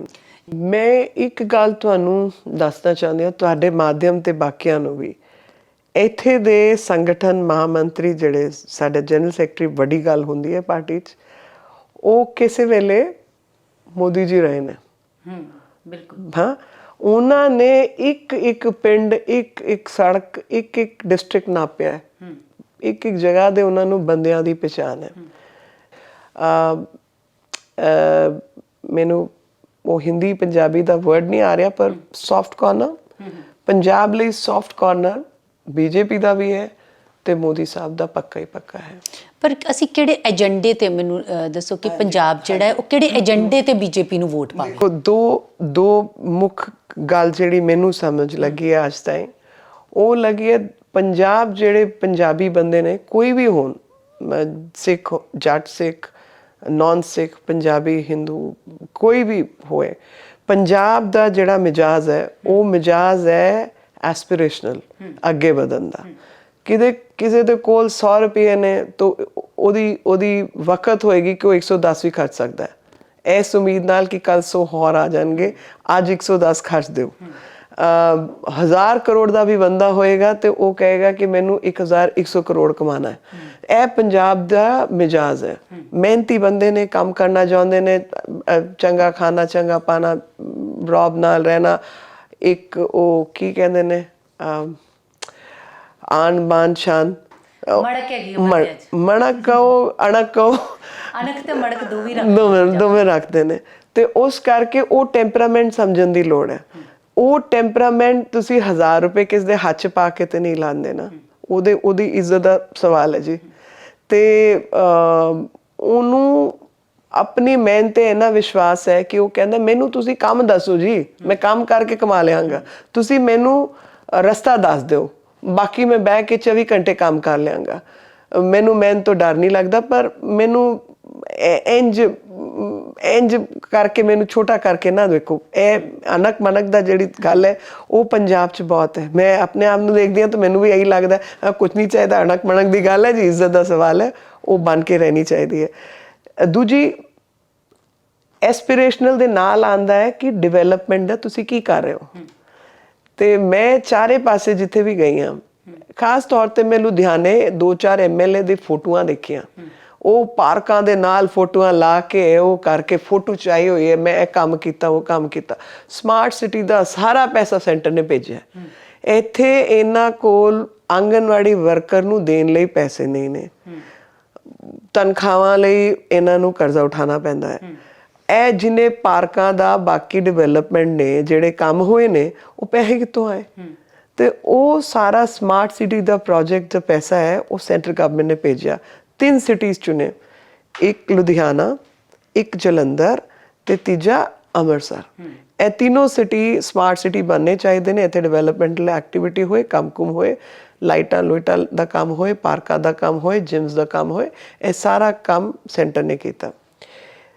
ਤੁਹਾਡੇ ਜਿੰਨੀ ਹਾਈਵੇ ਤੁਸੀਂ ਵੇਖਦੇ ਹੋ, ਭਟਿੰਡਾ, ਮੁਕਤਸਰ, ਬਾਈਪਾਸ, ਜਿੰਨਾ ਸੜਕਾਂ ਦਾ ਜਾਲ, 2014 ਜਦ ਤੱਕ ਬੀਜੇਪੀ ਸਰਕਾਰ 'ਚ ਨਹੀਂ ਸੀ, ਜਿਹੜੀ ਮਪਾਈ ਹੈ ਸੜਕਾਂ ਦੀ ਉਹ 1114 ਕਿਲੋਮੀਟਰ ਸੀ ਪੰਜਾਬ 'ਚ 70 ਸਾਲ ਬਾਅਦ। ਠੀਕ ਹੈ, ਬੜੀ ਸਰਕਾਰਾਂ ਰਹੀਆਂ, ਕੇਂਦਰ 'ਚ ਵੀ, ਸੈਂਟਰ 'ਚ ਵੀ ਤੇ ਸਟੇਟ 'ਚ ਵੀ। ਅੱਜ 2021 ਦੀ ਗੱਲ ਐਂਡ ਦੀ ਕਰ ਲਿਆ ਤੇ ਇੱਥੇ ਦਾ ਮਪਾਈ ਜਿਹੜੀ ਹੈ ਸੜਕਾਂ ਦੀ ਉਹ 4162 ਕਿਲੋਮੀਟਰ ਹੈ ਤੇ 7 ਸਾਲ 'ਚ ਅਸੀਂ 3000 ਤੋਂ ਵੱਧ ਕਿਲੋਮੀਟਰ ਬਣਾਈ ਹੈ ਸੜਕਾਂ। ਕਰਤਾਰਪੁਰ ਕੋਰੀਡੋਰ ਦੀ ਗੱਲ ਹੁੰਦੀ ਹੈ, ਕੋਈ ਬਤੇਰੇ ਬੰਦੇ ਕ੍ਰੈਡਿਟ ਲੈਣ ਨੂੰ ਟੱਪ ਜਾਂਦੇ ਨੇ, ਮੈਂ ਕੀਤਾ, ਉਹ ਕੀਤਾ, ਉਹ ਕੀਤਾ। ਉਹਨੂੰ ਤਾਂ ਪੁੱਛੋ ਇਹ 150 ਪੌਣੇ 200 ਕਰੋੜ ਦਾ ਪ੍ਰੋਜੈਕਟ ਸੀ, ਕਿੰਨੇ ਪੈਸੇ ਦਿੱਤੇ ਨੇ? ਉਹ ਪੂਰਾ ਪ੍ਰੋਜੈਕਟ ਸੈਂਟਰ ਦਾ ਹੈ। Heritage city, credit Navjot Sidhu ਸਾਹਿਬ, ਮੈਂ ਉਹਨਾਂ ਤੋਂ ਪੁੱਛ ਲਓ ਨਾ, ਤੁਸੀਂ ਪੈਸੇ ਕਿੱਥੋਂ ਲਿਆਏ, ਇਹ ਤੇ ਦੱਸ ਦਿਓ ਜੀ। ਆਪਣਾ ਇਨਕਮ ਟੈਕਸ ਦੱਸ ਦਿਓ, ਪਾਰਟੀ ਦਾ ਦੱਸ ਦਿਓ, ਪੈਸੇ 150 ਪੌਣੇ 200 ਕਰੋੜ ਲੱਗੇ ਨੇ, ਕਿੱਥੋਂ ਆਏ ਨੇ? ਤੁਸੀਂ ਦਿੱਤੇ ਸੀ? ਨਹੀਂ ਦਿੱਤੇ, ਫਿਰ ਚੁੱਪ ਕਰ ਜਾਓ। ਸਵਾਲ ਇਹ ਹੋ, ਉਹਨਾਂ ਤੋਂ ਪੁੱਛੋ ਜੀ ਕਿੰਨੇ ਪੈਸੇ ਲੱਗੇ ਕਰਤਾਰਪੁਰ ਕੋਰੀਡੋਰ ਜਿਹਦਾ ਕ੍ਰੈਡਿਟ ਤੁਸੀਂ ਲੈ ਰਹੇ ਹੋ, ਕਿੰਨੇ ਪੈਸੇ ਲੱਗੇ ਸੀ ਬਣਾਉਣ ਨੂੰ, ਦੱਸ ਦਿਓ। ਫਿਰ ਮੈਂ ਦੱਸ ਰਹੀ ਹਾਂ ਤੁਹਾਨੂੰ, 150 ਪੌਣੇ 200 ਕਰੋੜ ਦਾ ਪ੍ਰੋਜੈਕਟ ਹੈ, ਸੈਂਟਰ ਨੇ ਪੈਸਾ ਦਿੱਤਾ, ਸੈਂਟਰ ਨੇ ਸਾਰਾ ਕੁਝ ਕੀਤਾ। ਤੇ ਵਿਦੇਸ਼ੀ ਲੋਕਾਂ ਨਾਲ ਗੱਲ ਕਰਨ ਦੀ ਰਿਵਾਇਤ ਜਿਹੜੀ ਹੈ ਉਹ ਸਿਰਫ ਸੈਂਟਰ ਕਰ ਸਕਦਾ ਹੈ, ਫੋਰਨ ਮਿਨਿਸਟਰੀ, ਮੇਰਾ ਮੰਤਰਾਲੇ ਕਰਦਾ ਹੈ ਜੀ, ਉਹਦਾ ਕ੍ਰੈਡਿਟ ਕੋਈ ਹੋਰ ਲੈ ਹੀ ਨਹੀਂ ਸਕਦਾ। ਤੇ ਹੁਣ ਛਾਪੇ ਮਾਰਨ ਦੀ ਗੱਲ ਹੈ ਤੇ ਤੁਸੀਂ ਆਪਣੇ ਫੋਟੋਆਂ ਦੇ ਛਾਪੇ ਜਿੱਥੇ ਮਰਜ਼ੀ ਪਾ ਦਿਓ, ਜਿਵੇਂ ਉਹ MLA ਦੀ ਗੱਲ ਕਰ ਰਹੀ ਹੈ, ਸਾਰੇ ਪਾਰਕਾਂ ਦੇ ਉੱਤੇ ਆਪਣੇ ਛਾਪੇ ਪਾਏ ਹੋਏ ਨੇ, ਕੰਮ ਕੁਮ ਕੁਝ ਕਰਨਾ ਨਹੀਂ, ਛਾਪੇ ਪਾਉਂਦੇ ਰਹੋ। ਈਵਨ ਅੰਮ੍ਰਿਤਸਰ ਜਿਹੜਾ ਹੈਰੀਟੇਜ ਸਿਟੀ ਹੈ, ਹੈਰੀਟੇਜ ਸਿਟੀ ਦੇ ਅੰਦਰ ਜਿਹੜਾ ਕੰਮ ਤੁਸੀਂ ਵੇਖੋਗੇ, ਜਾ ਕੇ ਵੇਖੋ, ਬਹੁਤਾ ਕੰਮ ਹੋਇਆ ਉੱਥੇ ਹੈਰੀਟੇਜ ਸਿਟੀ ਦਾ। ਤੇ ਹਰਮਿੰਦਰ ਸਾਹਿਬ ਦੇ ਸਾਰਾ ਪੂਰਾ ਕੋਰੀਡੋਰ ਦਾ ਕੰਮ ਹੋਇਆ, ਜਲਿਆਂਵਾਲਾ ਬਾਗ ਦਾ ਕੰਮ ਹੋਇਆ, ਫਤਿਹਗੜ੍ਹ ਸਾਹਿਬ 'ਚ ਕੰਮ ਹੋਇਆ, ਸਾਰਨਗੜੀ ਦਾ ਕੰਮ ਹੋਇਆ, ਹੁਸੈਨੀ ਵਾਲਾ ਦਾ ਕੰਮ ਹੋਇਆ, ਪਟਿਆਲੇ ਦਾ ਕੰਮ ਹੋਇਆ, ਬਠਿੰਡੇ ਦਾ ਕੰਮ ਹੋਇਆ। ਇਹ ਸਾਰੇ ਕੰਮ ਮੇਰੇ ਡਿਪਾਰਟਮੈਂਟ ਨੇ ਕੀਤੇ ਨੇ। ਮਤਲਬ ਤੁਹਾਡੇ ਕਹਿਣ ਦਾ ਮਤਲਬ ਕਿ ਜਿੰਨਾ ਵੀ ਸਰਕਾਰਾਂ ਜਿਹੜੀਆਂ ਨੇ ਸੂਬੇ ਦੀਆਂ ਸਰਕਾਰਾਂ ਨੇ, ਉਹ ਕੋਈ ਵੀ ਸਰਕਾਰ ਰਹੀ ਹੋਵੇ, ਉਹ ਕ੍ਰੈਡਿਟ ਲੈਂਦੀ ਹੈ, ਪਰ ਉਹਦਾ ਜਿਹੜਾ ਮੇਨ ਸੋਰਸ ਸੀਗਾ ਉਹ ਸੈਂਟਰ ਸੀਗੀ। ਪਲੈਨਿੰਗ ਤੋਂ ਲੈ ਕੇ ਪੈਸੇ ਦੇਣ ਦਾ ਕੰਮ, ਐਗਜ਼ੀਕਿਊਸ਼ਨ ਦਾ ਕੰਮ ਸੈਂਟਰ ਨੇ ਕੀਤਾ ਹੈ। ਮੈਂ ਇੱਕ ਹੋਰ ਤੁਹਾਨੂੰ ਡਾਟਾ ਦੇਣਾ ਚਾਹੁੰਦੀ ਹਾਂ। 15-16 ਦੀ ਗੱਲ ਹੋਣੀ, 15-16 ਜਾਂ 18-20 ਦੀ, ਇੱਕ ਸਾਲ ਦਾ ਡਾਟਾ ਹੈ। ਉਸ ਡਾਟਾ 'ਚ ਇੱਕ ਸਕੀਮ ਹੈ ਸੈਂਟਰ ਦੀ, ਪ੍ਰਧਾਨ ਮੰਤਰੀ ਆਵਾਸ ਯੋਜਨਾ, ਜਿੱਥੇ ਜਿਨ੍ਹਾਂ ਦੇ ਕੱਚੇ ਘਰ ਨਹੀਂ ਨੇ ਉਹਨਾਂ ਨੂੰ ਸਰਕਾਰ ਘਰ ਬਣਾ ਕੇ ਦਿੰਦੀ ਹੈ। ਤੇ ਪੰਜਾਬ ਨੂੰ ਉਸ ਸਾਲ ਮਿਲੇ ਨੇ 22,100 ਕੁਛ ਘਰ, ਤੇ ਉਸੇ ਸਾਲ 'ਚ ਯੂਪੀ ਨੇ 25 ਲੱਖ ਤੋਂ ਵੱਧ ਘਰ ਬਣਾਏ ਨੇ। ਕਾਰਨ ਐਡਮਿਨਿਸਟ੍ਰੇਟਿਵ। ਤੇ ਕਾਰਨ ਮੈਂ ਇਹੀ ਬਾਰ-ਬਾਰ ਕਹਿ ਰਹੀ ਹਾਂ, ਡਬਲ ਇੰਜਨ ਦੀ ਸਰਕਾਰ ਇਸ ਕਰਕੇ ਜ਼ਰੂਰੀ ਹੈ। ਸਕੀਮ ਉਹੀ ਹੈ, ਫਾਇਦਾ ਕੌਣ ਚੁੱਕ ਸਕਦਾ ਹੈ? ਫਾਇਦਾ ਉਹੀ ਚੁੱਕ ਸਕਦਾ ਹੈ ਜਿਹੜਾ ਉਸ ਸਕੀਮ ਨੂੰ ਠੀਕ ਨਾਲ ਲਾਗੂ ਕਰਦੇ। ਯੂਪੀ ਨੇ ਚੰਗੀ ਤਰ੍ਹਾਂ ਲਾਗੂ ਕੀਤੀ, ਉਹ 25 ਲੱਖ ਬਣ ਗਏ, 25 ਤੋਂ ਉੱਤੇ ਹੀ ਬਣੇ ਨੇ, 26 ਲੱਖ ਦੇ ਕੋਲ। ਇਹਨਾਂ ਦੇ 1000 ਚ ਰਹਿ ਗਏ। ਜਦਕਿ ਇਹ ਬੜਾ ਵੱਡਾ ਮਸਲਾ ਹੈ ਜਿਹੜੀ ਤੁਸੀਂ ਗੱਲ ਕੀਤੀ ਹੈ ਨਾ, ਕਿਉਂਕਿ ਮੈਂ ਪਿੰਡਾਂ 'ਚ ਵੀ ਜਾਂਦੀ ਹਾਂ, ਜਿਹੜੇ ਕੱਚੇ ਮਕਾਨ ਨੇ, ਤੁਸੀਂ ਖਰੜ ਦੇ ਲਾਗੇ ਦੇਖ ਲਓ ਕਿ ਮੈਂ ਪਿੱਛੇ ਕੁਝ ਵੀਡੀਓਜ਼ ਦੇਖੀਆਂ ਸੀ ਜਿੱਥੇ ਔਰਤਾਂ ਮੰਦਹਾਲੀ, ਜਿਹਨੂੰ ਕਹਿੰਦੇ ਵੀ ਜਦੋਂ ਛੱਤ ਚੋਂਦੀ ਹੈ ਤੇ ਗਵਾਂਢੀ ਉਹਨਾਂ ਨੂੰ ਘਰ ਲੈ ਕੇ ਜਾਂਦੇ ਨੇ, ਐਸੀ ਹਾਲਤ 'ਚ ਆਪਾਂ 70 ਸਾਲ ਬਾਅਦ ਵੀ ਸਾਡੇ ਬਜ਼ੁਰਗ ਰਹਿ ਰਹੇ ਨੇ, ਤੇ ਉਸ ਕੰਟਰੀ ਦੇ ਉੱਤੇ ਅਸੀਂ ਸੱਤਾ ਲਈ ਲੜੀਏ, ਇਹ ਬੜੀ ਨਮੋਸ਼ੀ ਵਾਲੀ ਗੱਲ ਹੈ। ਅੱਜ ਤੁਸੀਂ ਦੱਸਿਆ ਤੇ ਮੈਨੂੰ ਪਤਾ ਲੱਗਾ ਕਿ ਸੈਂਟਰ ਜਿਹੜੀ ਉਹ ਘਰ ਬਣਾਉਣ ਦੇ ਲਈ ਪੈਸੇ ਦਿੰਦੀ ਹੈ, ਕਿਉਂਕਿ ਬਹੁਤ ਸਾਰੀਆਂ ਚੀਜ਼ਾਂ ਜਿਹੜੀਆਂ ਆਮ ਲੋਕਾਂ ਨੂੰ ਪਤਾ ਹੀ ਨਹੀਂ ਹੁੰਦੀਆਂ ਕਿ ਇਹ ਪੈਸਾ ਵੀ MLA ਲਾ ਰਿਹਾ ਹੈ, ਸੂਬਾ ਸਰਕਾਰ ਲਾ ਰਹੀ ਹੈ, MP ਲਗਾ ਰਿਹਾ ਹੈ, ਜਾਂ ਸੈਂਟਰ ਤੋਂ ਆ ਰਹੇ ਨੇ। ਸੋ ਉਹਦੇ ਲਈ ਸੈਂਟਰ ਦਾ ਜਿਹੜਾ ਹੈ ਉਹ ਡਾਇਰੈਕਟ ਕੋਆਰਡੀਨੇਸ਼ਨ ਨਹੀਂ ਹੁੰਦਾ ਸਟੇਟ ਦੀ ਸਰਕਾਰ ਨਾਲ। ਕੋਆਰਡੀਨੇਸ਼ਨ ਹੁੰਦਾ ਹੈ, ਪਰ ਜਿਹੜੀ ਸਟੇਟ ਚੁਸਤ ਦੁਰੁਸਤ ਹੈ ਉਹ ਫਾਇਦਾ ਲੈ ਲੈਂਦੀ ਹੈ। ਜਿਹੜੀ ਸਟੇਟ ਥੋੜੀ ਜਿਹੀ ਲੈਕਸ ਹੈ ਉਹ ਫਾਇਦਾ ਨਹੀਂ ਲੈ ਪਾਉਂਦੀ। ਸੈਂਟਰ ਨੇ ਤੇ ਜਿਹੜੀ ਸਟੇਟ ਕਹੇਗੀ ਉਹ ਸਟੇਟ ਦੀ ਰეკਮੈਂਡੇਸ਼ਨ ਤੇ ਕੰਮ ਕਰਨਾ ਹੈ, ਤੇ ਸਟੇਟ ਰეკਮੈਂਡ ਹੀ ਨਹੀਂ ਕਰੇਗੀ ਤੇ ਫਿਰ ਕੰਮ ਹੀ ਨਹੀਂ ਹੋਣਾ।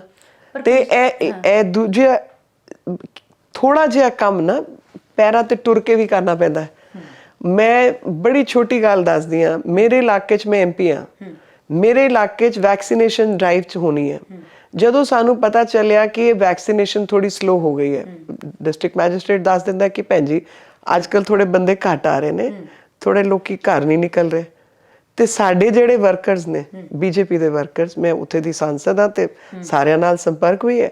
ਤੇ ਅੱਛਾ ਕੌਣ ਸੇ ਡਿਸਟ੍ਰਿਕਟ ਨੇ ਜਿੱਥੇ ਘੱਟ ਹੋਇਆ, ਉਹਨਾਂ ਨੇ ਚੁਣ ਕੇ ਦੱਸਤਾ ਕਿ ਇੱਥੇ ਥੋੜਾ ਜਨਸੰਖਿਆ ਇੰਨੇ ਆਏ ਨੇ, ਠੀਕ ਹੈ।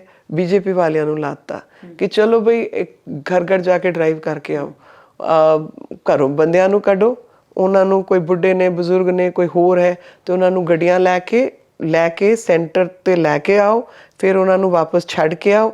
ਉਹਨਾਂ ਦਾ ਪਾਣੀ ਦਾ ਜੂਸ ਦਾ ਇੰਤਜ਼ਾਮ ਕਰੋ ਕਿ ਹਾਂ ਜ਼ਿੰਮੇਵਾਰੀ ਉਹ ਮਾਂ ਪਿਓ, ਮਤਲਬ ਬੜੇ ਬਜ਼ੁਰਗ ਨੇ, ਉਹਨਾਂ ਦੇ ਬੱਚੇ ਉਹਨਾਂ ਦੇ ਨਾਲ ਨਹੀਂ ਰਹਿੰਦੇ, ਉਹ ਘਰੇ ਕੋਈ ਵਿਦੇਸ਼ ਰਹਿੰਦਾ, ਕੋਈ ਹੋਰ ਰਹਿੰਦਾ, ਉਹਨਾਂ ਨੂੰ ਕੋਈ ਦੱਸਣ ਵਾਲਾ ਨਹੀਂ, ਉਹਨਾਂ ਨੇ ਕੋਈ ਲਾਉਣ ਵਾਲਾ ਨਹੀਂ, ਇਸ ਕਰਕੇ ਨਹੀਂ ਆਏ। ਠੀਕ ਹੈ ਜੀ, ਮੈਂ ਗੱਡੀ ਭੇਜਦੀ ਹਾਂ, ਤੁਹਾਨੂੰ ਲੈ ਕੇ ਆਉਂਦੀ ਹਾਂ, ਤੁਹਾਨੂੰ ਘਰ ਛੱਡ ਕੇ ਆਉਣਗੇ।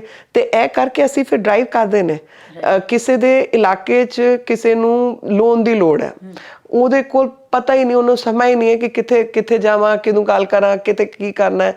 ਤੇ ਸਾਡੀ ਪਾर्टी ਦੇ अच्छा भाई बहन जी हमारे इलाके में आप थोड़ा गरीब लोग रहते हैं, उनको लोन दिलवाइए।